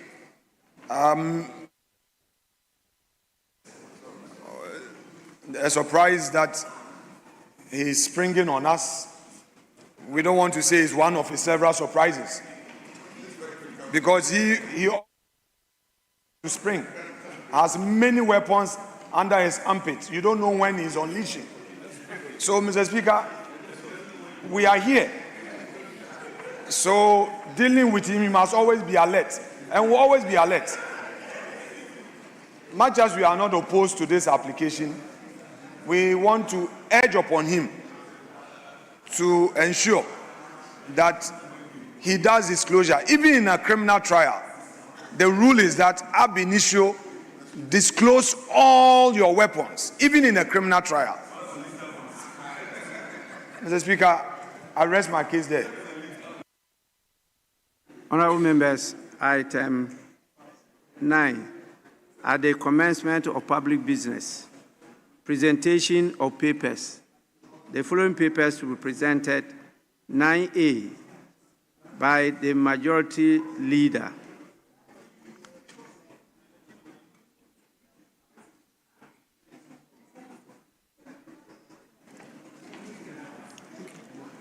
Report of the Auditor General on the technical and forensic audit on the Central Service Management Portal and metric app of the National Service Authority. Honorable members, the said report is referred to the Public Accounts Committee for consideration and report to the House. Majority Leader, yes. Mr. Speaker, if my friends on the other side are not opposed, we could allow one of the ministers present to also just lay item 9B before the Minister for Land lays his. Yes, minority from bench. 9B.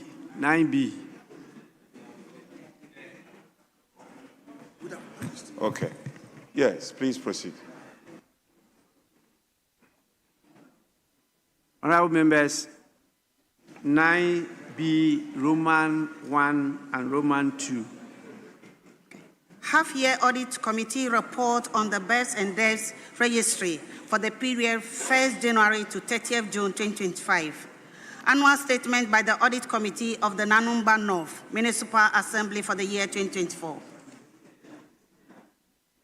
Honorable members, the said half-year Audit Committee report and annual statement by the Audit Committee are referred to the Committee on Local Government and Rural Development for consideration and report to the House.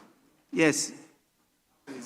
Speaker, a while ago, the majority leader sought your leave for the Lands Minister to lay the paper for and on behalf of the local government minister. And Speaker, I wish to come under order 97.3.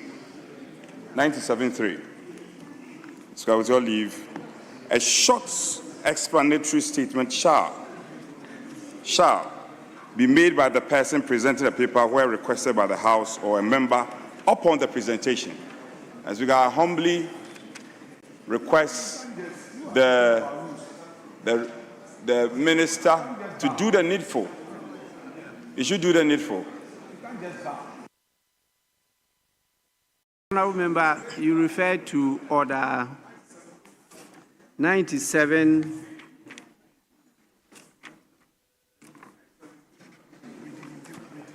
Order 97.3. Yes. A short Now, explanation. 97.3 says a short explanatory statement shall be made by the person presenting a paper where requested by the House or a member upon the presentation. So it's not automatic. You have to request. So I am actually requesting the minister. Please. Your request came after I had finished with that. We've gone to the next item. You were not timeous. That is the issue. With respect, in this House, the rules, you interpret the rules. Yes. And so the practice has always been that application is made before the referral is done. Yes, as I was timeous, and I was just waiting patiently. As regards, so I'm on all fours. I'm on all fours. So with respect. I am very clear on this matter. When the majority leader requested, in fact, he even referred to you. He says his friends opposite, whether they will not object to another minister presenting the paper on behalf of the Minister for Local Government, Chieftaincy, and Religious Affairs. Luckily, you stood up and said you have no objection. And so I read and he laid. Then I went to the next item. And that is when you then rose up to try to submit. And I said, you are not timeous. The time he laid was the time you should have requested for him to say something as a short explanatory statement. You understand? Speaker, with respect. But you didn't do that. Speaker, with respect. If the minister doesn't lay the paper, I will not have a basis That to is come what under I said. Exactly what I said. I said immediately he laid the paper. That's when you should have asked.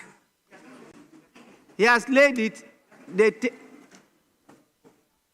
Honorable member, maybe you were not paying attention.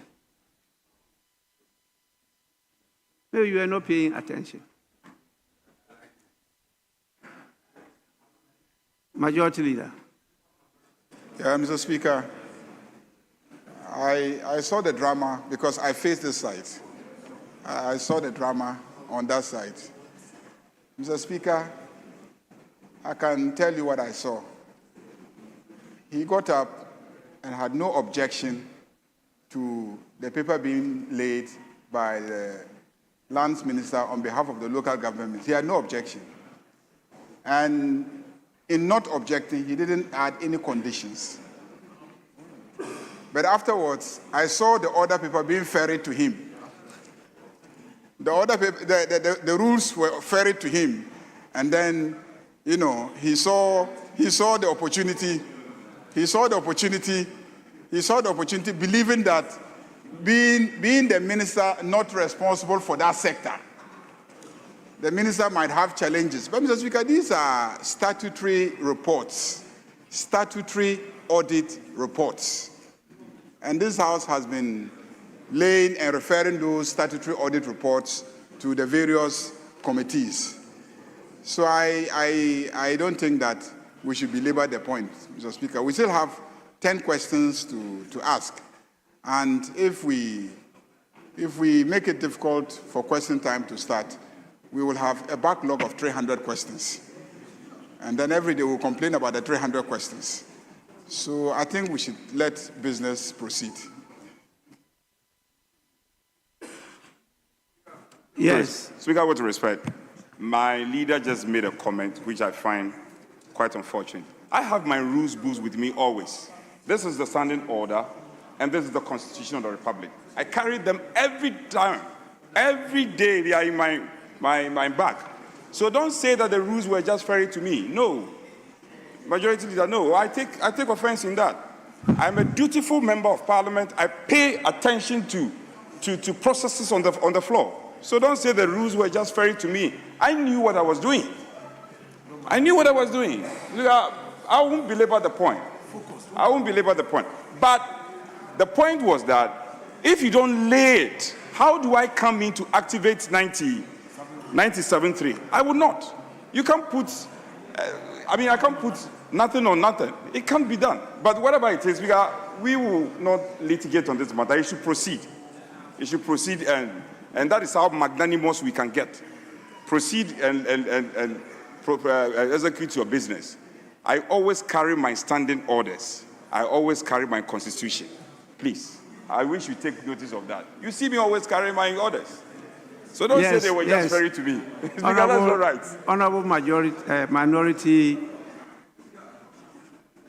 Chief Whip, I always see you carry your standing orders and constitution. And in fact, this morning you referred to it a number of times. That is true. The only place I disagree with you, and I'm trying to draw your attention, is that after the paper is laid, then you make your request. Now, when you don't make your request, and now I have referred the paper to the committee, and then you are now coming back, because I've already referred to the committee and said they should go and consider and report to the House. Then you now request. Then I say, oh, it's belated.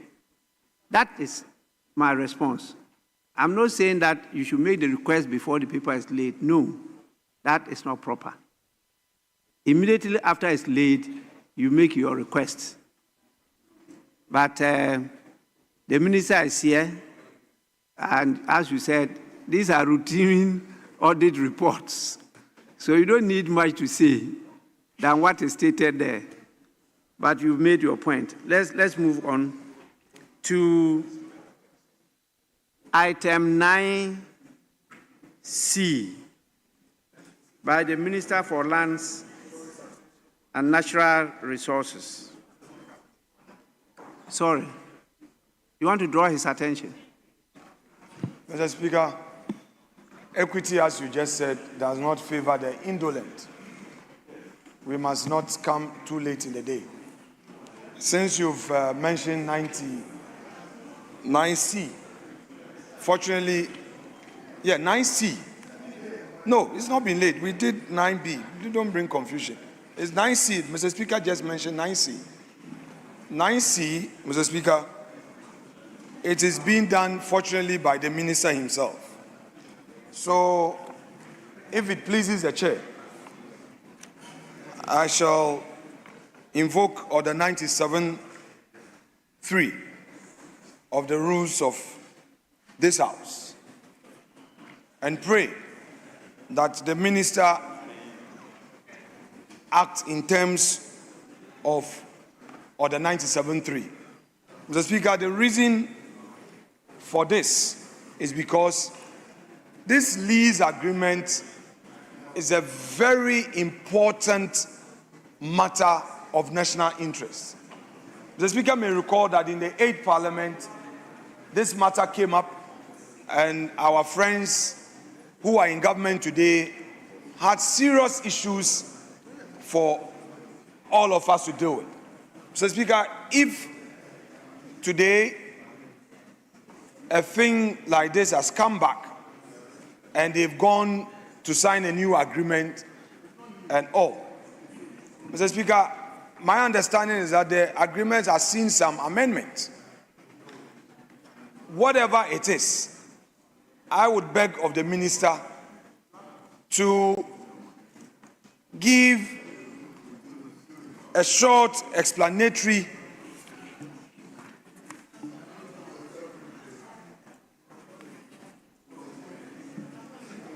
statement on this. Mr. Speaker, the mere fact that the presentation of papers is procedural does not mean, Mr. Speaker, that members of this House cannot interrogate the matter before being referred. That is why, Mr. Speaker, if you look at Order 97.5, it provides that the Speaker may refer the paper to the relevant committee where appropriate. May refer.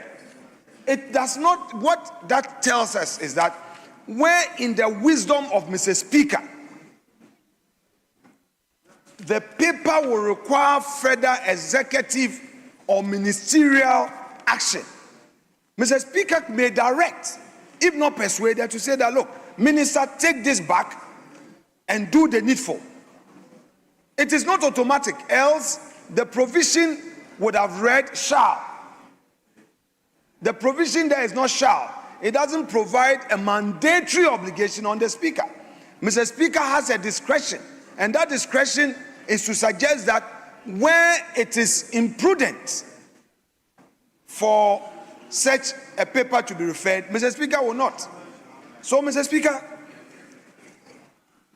if you read this 97.5, 3, and 1 together, it gives you a clear understanding what the intent of the drafters of this regulation wanted us to do. The paper must have sufficient copies distributed. Do we have sufficient copies distributed? If so, when a member sees the need to request that the minister makes a short explanatory statement which would cover the key areas of the subject matter, that's the rule says that it's mandatory, you must. Then upon that, Mr. Speaker may then decide, no, what you have done is not persuasive enough, please take it back and come back. So there's no automaticity rule. There's nothing like that that is automatic. Once you present a paper, it will be referred. That is not there. So, Mr. Speaker, this is a new matter. We've never dealt with a thing like this in this House. And I would pray that the minister obliges my prayer so that we can make progress. Thank you, Mr. Speaker. Yes, Majority Leader. Mr. Speaker, the Minority Leader is clearly out of order. Out of order because the order is very clear. A short explanatory statement, short, in fact, it could be as short as one sentence. It says short. So the minister can get up and say that as a result of new developments, it has become necessary to bring it back for Parliament to reconsider it. That is a short explanatory memorandum. But, Mr. Speaker, it says a short explanatory statement shall be made by the person presenting a paper where requested by the House or a member upon the presentation. Mr. Speaker, what I thought he would be asking you to interpret, at what stage will we say that the presentation has been made? At which point a member can then get up and request for an explanatory memorandum, a short explanatory statement. So I don't recall that the presentation has been done yet. It hasn't been done. And you're already on your feet asking the minister to make a short statement. And you are not just asking the minister to make a short statement. You have proceeded to engage in a jurisprudence of interpreting the rules to the Speaker, explaining what the rule means, and that's not important. Wait, when the presentation is made, then your rights kick in. You ask for a short statement, and the statement could be as short as a sentence, and then we move on.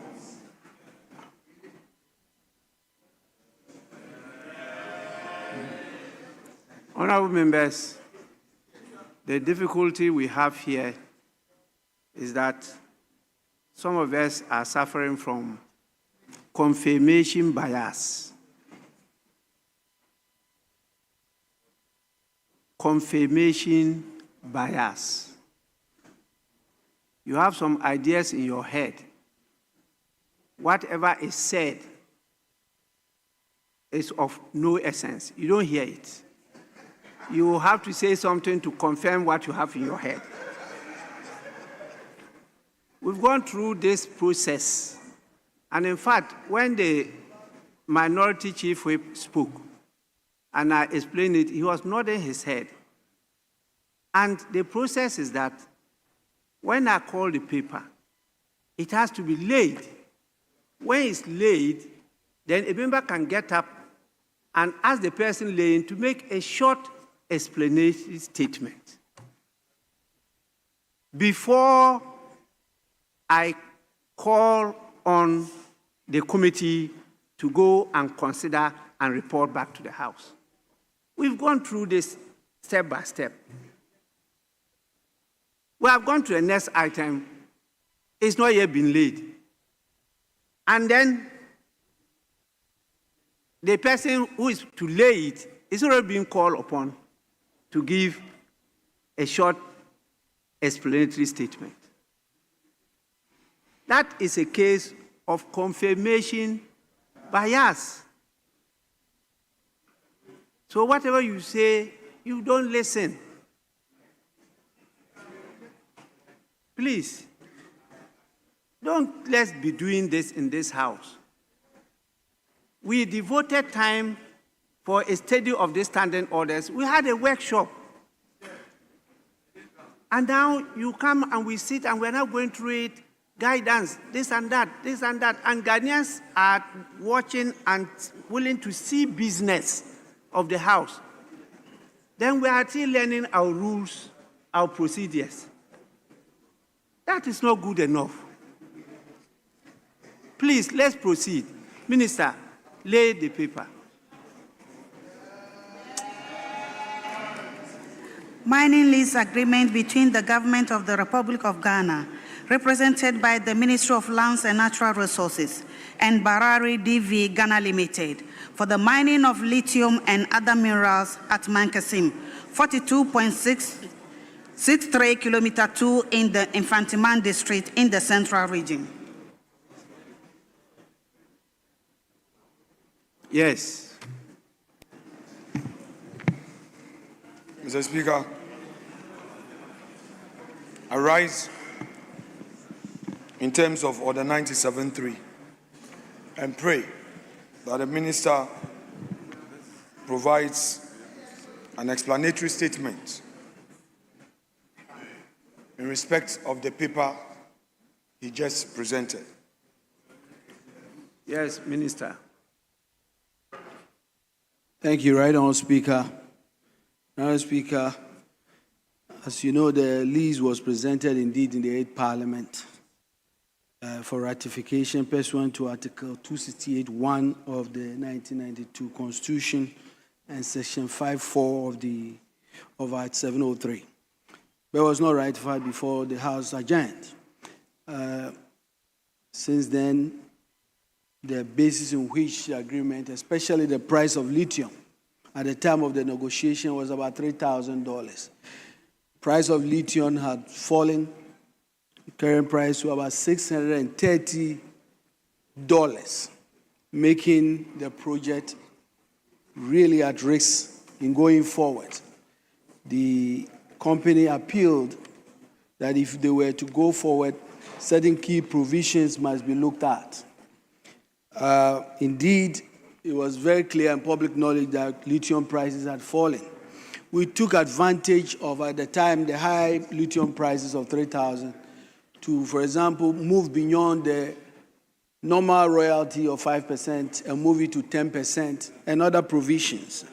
Based on their request, 3 key areas has been looked at: the royalty rate adjustment, VAT deferral on capital inputs, and SOP on transshipment facility feasibility. These 3 areas were new areas that has been factored, and that called for us to look at the new lease. The new lease has been negotiated, sent to Cabinet for approval, and we are here in Parliament to get ratification in accordance with Article 268 of the 1992 Constitution. I thank you.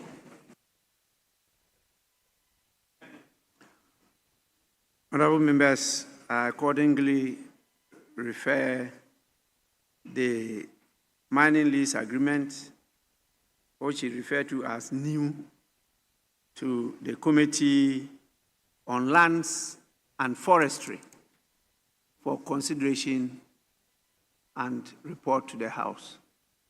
Yes, please. Mr. Speaker, you seem to have referred the agreement to the committee. And so I don't know, Mr. Speaker, respectfully, I don't know whether the point I'm about to make will find favor with you. Mr. Speaker, when you read Order 97, 1 to 6, the totality of it, the combined effect of 97, 1 to 6, is to the effect that the Speaker has a discretion either to admit the laying and do the referral or not. The Speaker, with the greatest of respect, I was in this House in the 8th Parliament, and I was called upon to give a similar explanatory statement for the laying of the agreement for the exploitation of our lithium resources between these same 2 parties, the government of Ghana and Barari DV Ghana Limited. The Speaker, yourself, as the Speaker of the 8th Parliament, took particular interest in that agreement. Mr. Speaker, you even had an occasion to invite me to your chamber and nudge me that we're required to carry the whole country with us because of the importance of this agreement, the importance of the mineral, lithium. Mr. Speaker, I need not point out the controversy it generated in our country. Mr. Speaker, so the point I was going to, the invitation I was going to make of you is that the application, the effort we made in the 8th Parliament to lay an agreement for the exploitation of the lithium resources between the same two parties, the government of Ghana and Barari BV, which was rejected by this House. We could not lay it, and it was not referred to a committee. Mr. Speaker, the explanatory statement made by the current Minister for Lands and Natural Resources, Mr. Speaker, the terms of it, the terms of the explanatory statement is not different from the terms of the explanatory statement I made in this House as Minister for Lands and Natural Resources. Mr. Speaker, and therefore, I was going to pray and apply to you that the combined effect of Order 97, 1 to 6, the combined effect of Order 97, 1 to 6, Mr. Speaker, respectfully, I was going to pray that this laying be overruled and this laying be rejected because, Mr. Speaker, I have the various components the minister has submitted to this House as being the fundamental terms of the agreement between the same two parties, Mr. Speaker, fundamentally not different. And therefore, Mr. Speaker, what applied to that agreement in the 8th Parliament, which fortunately was the same speaker in the chair, and which culminated in the rejection of the attempt to lay that agreement, Mr. Speaker, same should apply. Mr. Speaker, I conclude by just asking a simple question, and I want to believe that we will get into this matter in a much more detail. Mr. Speaker, the fundamental question which the average Ghanaian will ask, Mr. Speaker, is that what has changed? What has changed? What has changed? What has changed? What has changed between the agreement between the government of Ghana and Barari DV and the terms of the agreement between the government of Ghana and Barari DV in 2025? Mr. Speaker, I conclude. Mr. Speaker, I conclude by submitting, Mr. Speaker, I conclude by submitting that the position you took in the 8th Parliament was for the good of Ghana. Lithium is a rare resource. Lithium is the mineral of the future, as the experts say. Lithium, indeed, Mr. Speaker, is the foundation of the current effort of green transition. Lithium, Mr. Speaker, is the bedrock that the world is attempting to use to fight climate change. And so when the Speaker insisted that Ghana should get the full benefit of the exploitation of our mineral resources, one could not disagree with you. But the question today is that 2025, Mr. Speaker, what has changed? What has changed? What has changed? Thank you, Mr. Speaker.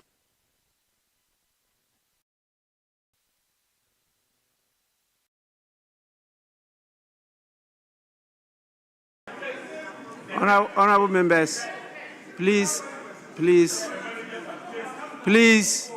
let's tolerate each other. Let's listen to each other in silence. Majority Leader. First and foremost, Mr. Speaker, the Honorable Abu Jinapo got his facts wrong. You were the minister responsible for the sector at that time. You brought the agreement, laid it. It was referred to the committee. And my recollection is that it never came back to the floor of the House. So you cannot say that this House rejected it. This House did not reject the agreement. This House did not. The records of this House will bear me out. That you brought it here, yes. There was a lot of public interest in the matter. It was referred to committee, but it never got back to the plenary for us to consider. So it is not the case that the agreement was rejected by Parliament. If you recall, that Parliament, the last few months of that parliament was plagued with litigation, injunction after injunction. The great Afenyo Makin, the Osahene, and the question of whether he was minority leader or majority leader, and whether his side was a majority or minority, rendered this parliament ineffective because we had injunctions, were in court, and so we never dealt with so many matters that were pending. It wasn't because the House considered it and rejected it. So the life of the parliament ended without the matter being considered. And normally, matters that come before us and the life of the parliament ends without the matters being concluded, usually we bring them back and start afresh. I believe it is in the spirit of this practice that you have asked that we should start afresh the LGBTQ bill. The same thing. That is why this is coming back. And secondly, what has changed? Our sitting places have changed.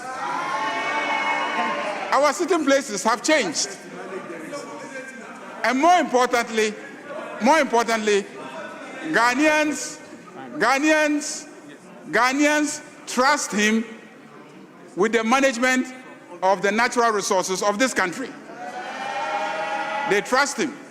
That's why they removed the NPP and they brought the NDC, and the NDC has proposed him as a minister to handle it, and he has brought it back to this House. So, Mr. Speaker, I don't think that we should split hairs because it has been referred to a committee. You are members of the committee deliberations, and I'm encouraging committee deliberations to be transparent. And at committee, you can raise all the issues. Reports will be brought back to plenary. We will debate the key components that you are concerned about. You will have an opportunity to debate those key components. And then we'll take the vote. We'll take the vote. And definitely, when we take the vote, the majority will speak. The majority will speak. So I don't think there's any issue, and I don't really think that, you are complying with any of our orders, because there's nothing in our orders that permit you to do what you have just done. Mr. Speaker, I think we should proceed. Yes, Minority Leader. Mr. Speaker, thank you. My respected colleague opposite me made references to me on certain matters. I feel obliged to respond, and I thank you for giving me the space to respond. Mr. Speaker, I think, first of all, he also got his facts wrong. If he argues that that agreement never came back to this House, he's wrong. At least I was a majority leader, so I'm able to put things in the right context. Mr. Speaker, with respect, when the Honorable Minister of Lands and Natural Resources, Abu Jinapo, as he then was, appeared before the committee, our friends in the NDC held a press conference to register their opposition to the agreement in its entirety. So it's the reason he asked what has changed. Now, Mr. Speaker, the leader of government business should have called me that respect I always give him. I'm always quiet whenever he's speaking, because I know that I have the content in me, so I don't need to rush. Mr. Speaker, if you prepare to come into this chamber, you fear no evil. Even if I'm given 1 minute, I will speak on the matter that I prepared for. So he should allow me, so that the two of us can show a good example to our followers. Mr. Speaker, I was a leader of government business, and the attempt to lay the paper, I'm happy the Deputy Minority Leader, Ama Kofi Boah, as he then was, is right here in this chamber. Mr. Speaker, he and his colleagues denied us the opportunity to lay this paper, that they won't allow. In fact, Mr. Speaker, Honorable Kwame Agboja, to quote him, right here, Mr. Speaker, I was here begging him. He said, quote, "There will be chaos in this chamber." I have the hands up. Those were his words, that there will be chaos if we attempt to lay it. Today, you have brought this agreement in your own words. In your own words. In your own words. You said the prices have gone down. Mr. Speaker, this agreement in its current state is worse than before. Royalties have lowered. And if the majority leader's only response is that the change is because you are now in majority. So, Mr. Speaker, where is the principle? If yesterday you told the people of Ghana that a particular agreement in its form and shape was not good for the good of the country, today you say the mere fact that you are in majority, you have numbers, you will bring the same agreement in its worst situation, and you pass it. Then because you have super majority, you will pass it.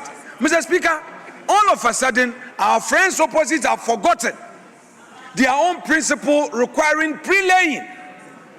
Mr. Speaker, in the 8th Parliament, our friends introduced a new system of practice called pre-laying, that if there is no pre-laying, we cannot.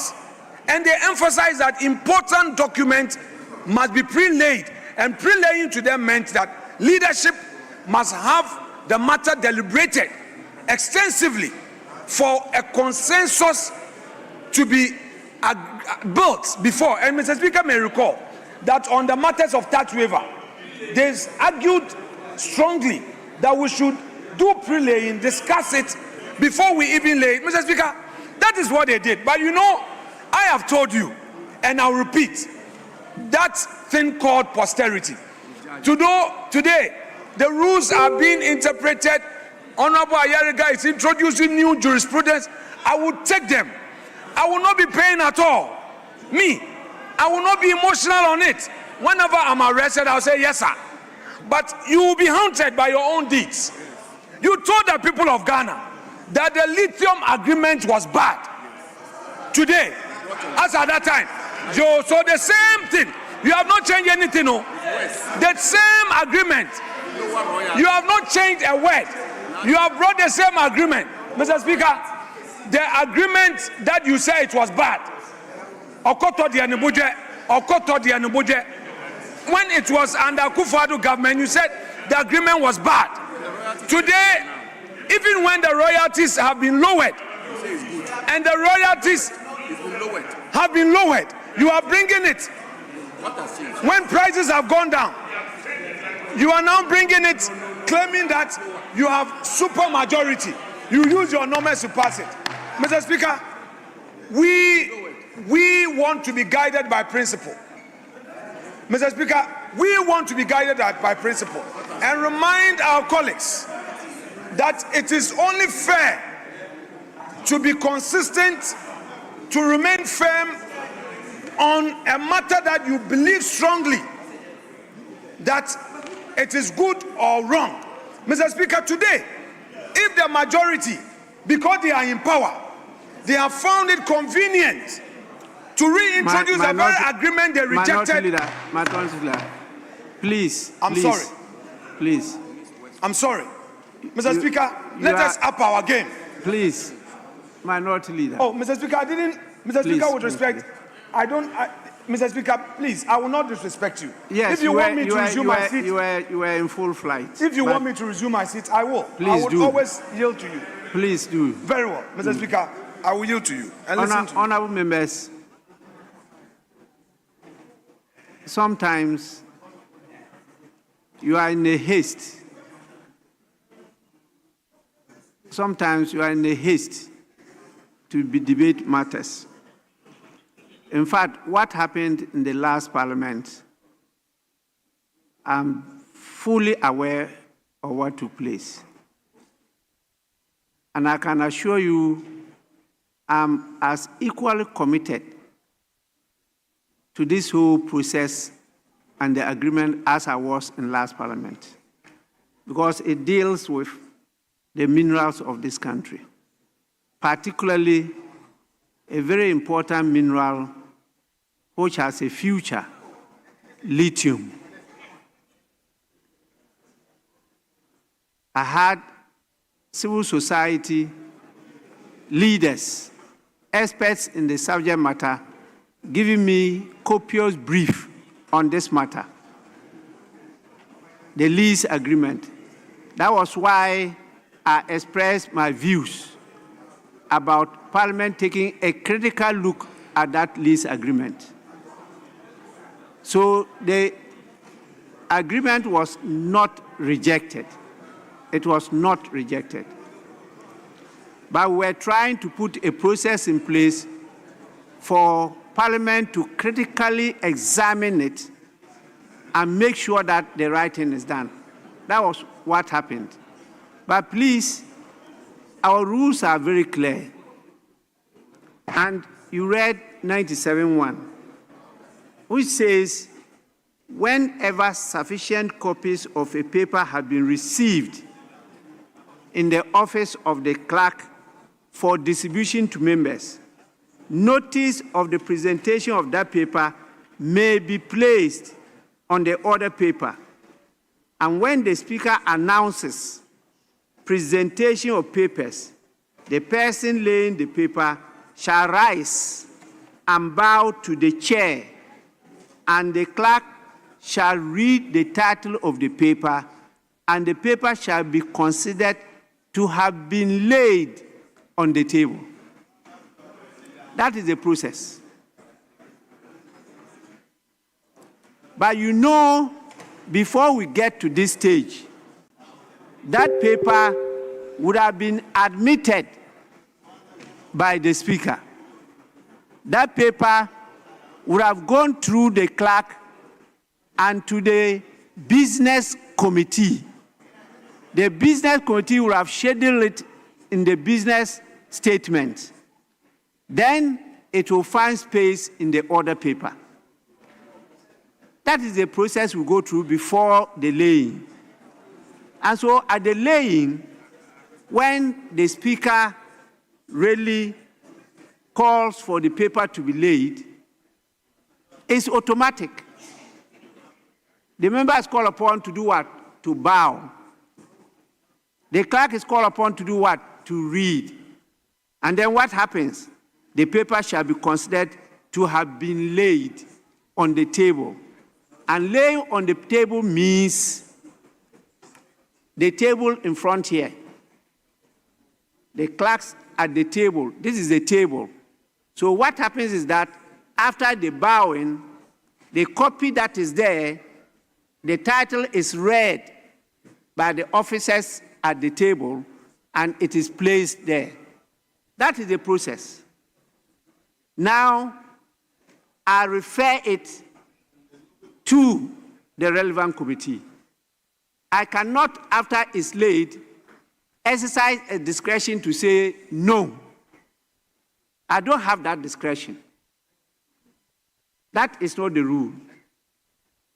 It's after the report is submitted by the committee will go to consider it. The committee may come to say that, no, don't approve the motion, don't adopt it, don't approve whatever resolution, and the House will take the decision. The Speaker doesn't come in here, please. And so I don't recall that lease agreement being rejected by the House.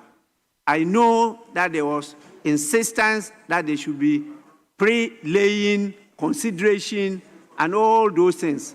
But it was actually not presented and rejected by the House. That was not done. Yes. So now it's being brought. We are referring to the relevant committee.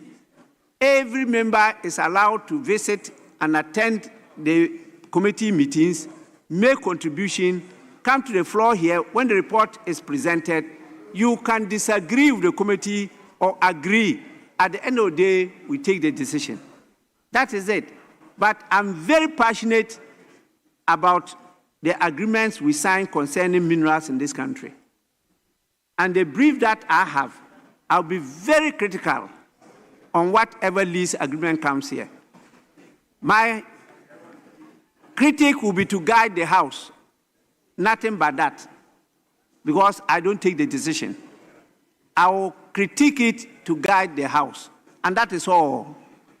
So please, you don't have anything to fear.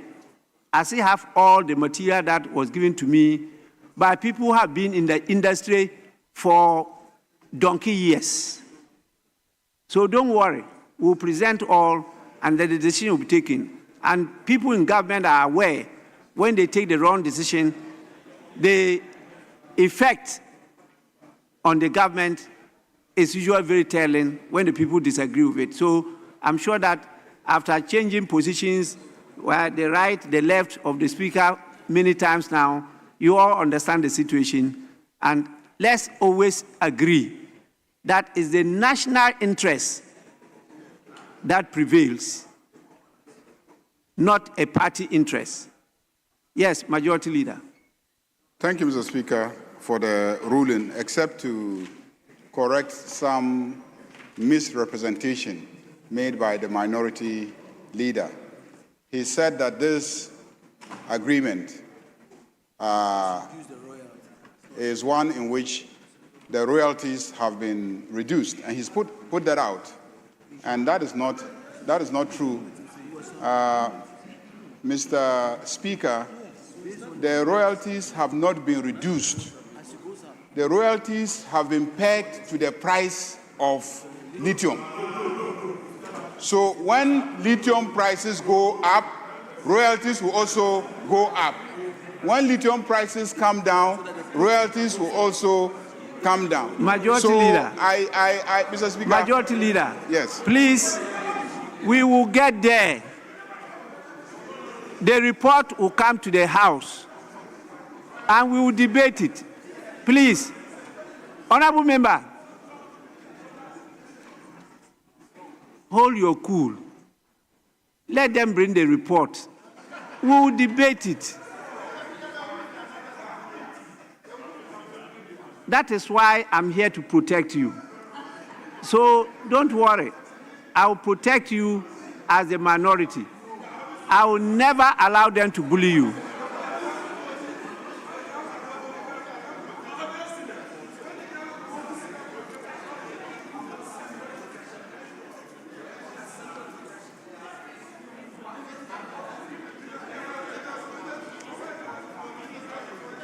Please, let's hold on.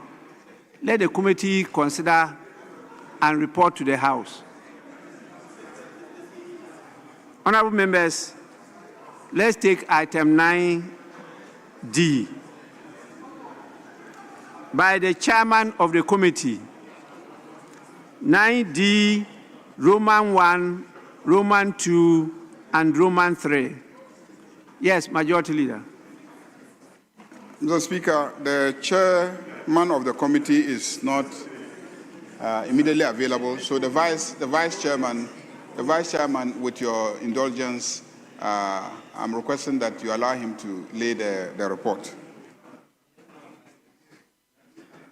Are you on the issue he has raised, or let's complete what he just said? No, Speaker, he wants the vice chairman to lay this report. Speaker, before that laying, I tried to, with respect, catch your attention. I'll come back to you. Let's finish with that one. Yes. Report of the Finance Committee on the Ghana Deposit Protection Amendment Bill 2025. Report of the Finance Committee on the 2024 Annual Report on the Petroleum Funds. Report of the Finance Committee on the 2024 Annual Public Debt Report. Honorable members, the three reports are accordingly referred to the Finance Committee for consideration and report to the House. Yes, Minority Chief Whip. Speaker, If you may indulge me, earlier on I tried to catch your attention on the referral on the mining lease agreement. Speaker, I humbly want to suggest that we add, it's on mining. And Speaker, in this country, we all witness the devastation on the environment in terms of mining and its effects on water bodies and all that. I wish we could add at least the leadership of the Committee on Environment. Because the referral was done to the Lands Committee. If we could rope in just the leadership of the Committee of Environment, Science and Technology, I think it will not be out of place. So I humbly suggest. Yes, majority leaders. So, Speaker, I think that the Minister for Lands and Natural Resources is now acting as Minister for Environment. And so it would be good that these matters will also consider it at that level. So let's add the leadership of the Environment Committee to just to give an indication that we are taking the issues of environment in mining very seriously as a House. And so we want the leadership to be part of it, to scrutinize the environmental issues so that we do not create problems. So, Mr. Speaker, I agree with him, and we can add the leadership of the Environment Committee. Honorable members, I so direct the leadership of the Committee on Environment, Science and Technology to join the Committee of Lands and Forestry to consider the referral and report to the House. I so direct. Honorable members. Mr. Speaker. Yes. The committee is Lands and Natural Resources, not Forestry. Have we changed the title? Sorry. Thank you, Mr. Speaker. Your committee is now Lands and Natural Resources. Sorry. Honorable members, correction to the title, not Lands and Forestry as before, it's now Lands and Natural Resources. That is what has changed. Yes. Sometimes it's interesting to get humor in this matter. Yes. Should we proceed to questions now? Yes, Mr. Speaker, we can take questions now. We can take questions.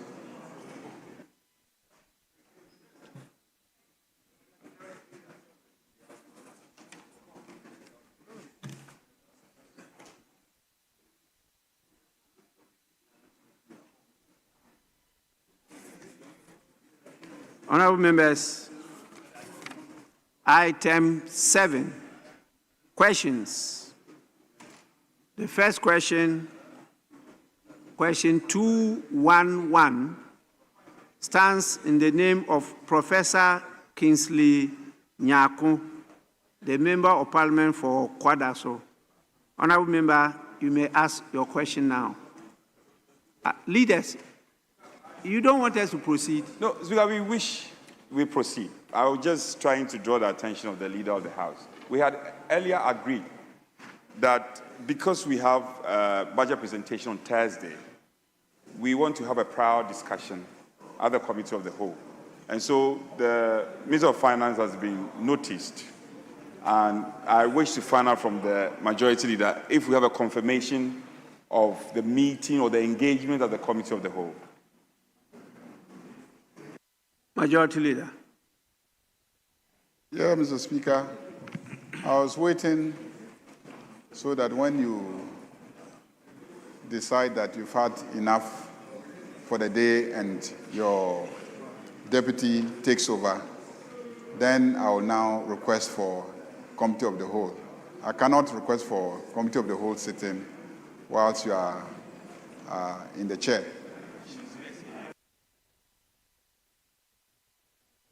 Honorable members, clearly you are interested in the First Deputy Speaker taking over the chair.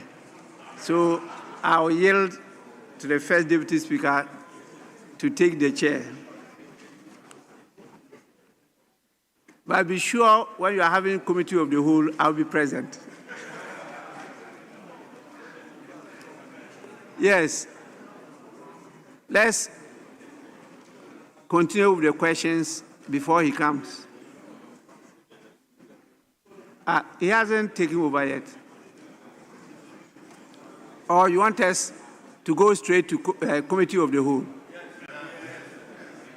So, honorable members, are you saying committee of the whole or closed sitting?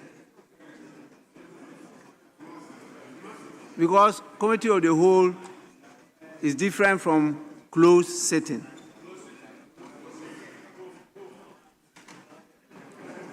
Mr. Speaker, we'll take a closed sitting. Closed sitting? Yes. So, honorable members, the House is to go into closed sitting now, and therefore, I'll have to call on the Marshal's Department to clear the gallery so that only members will be on the floor.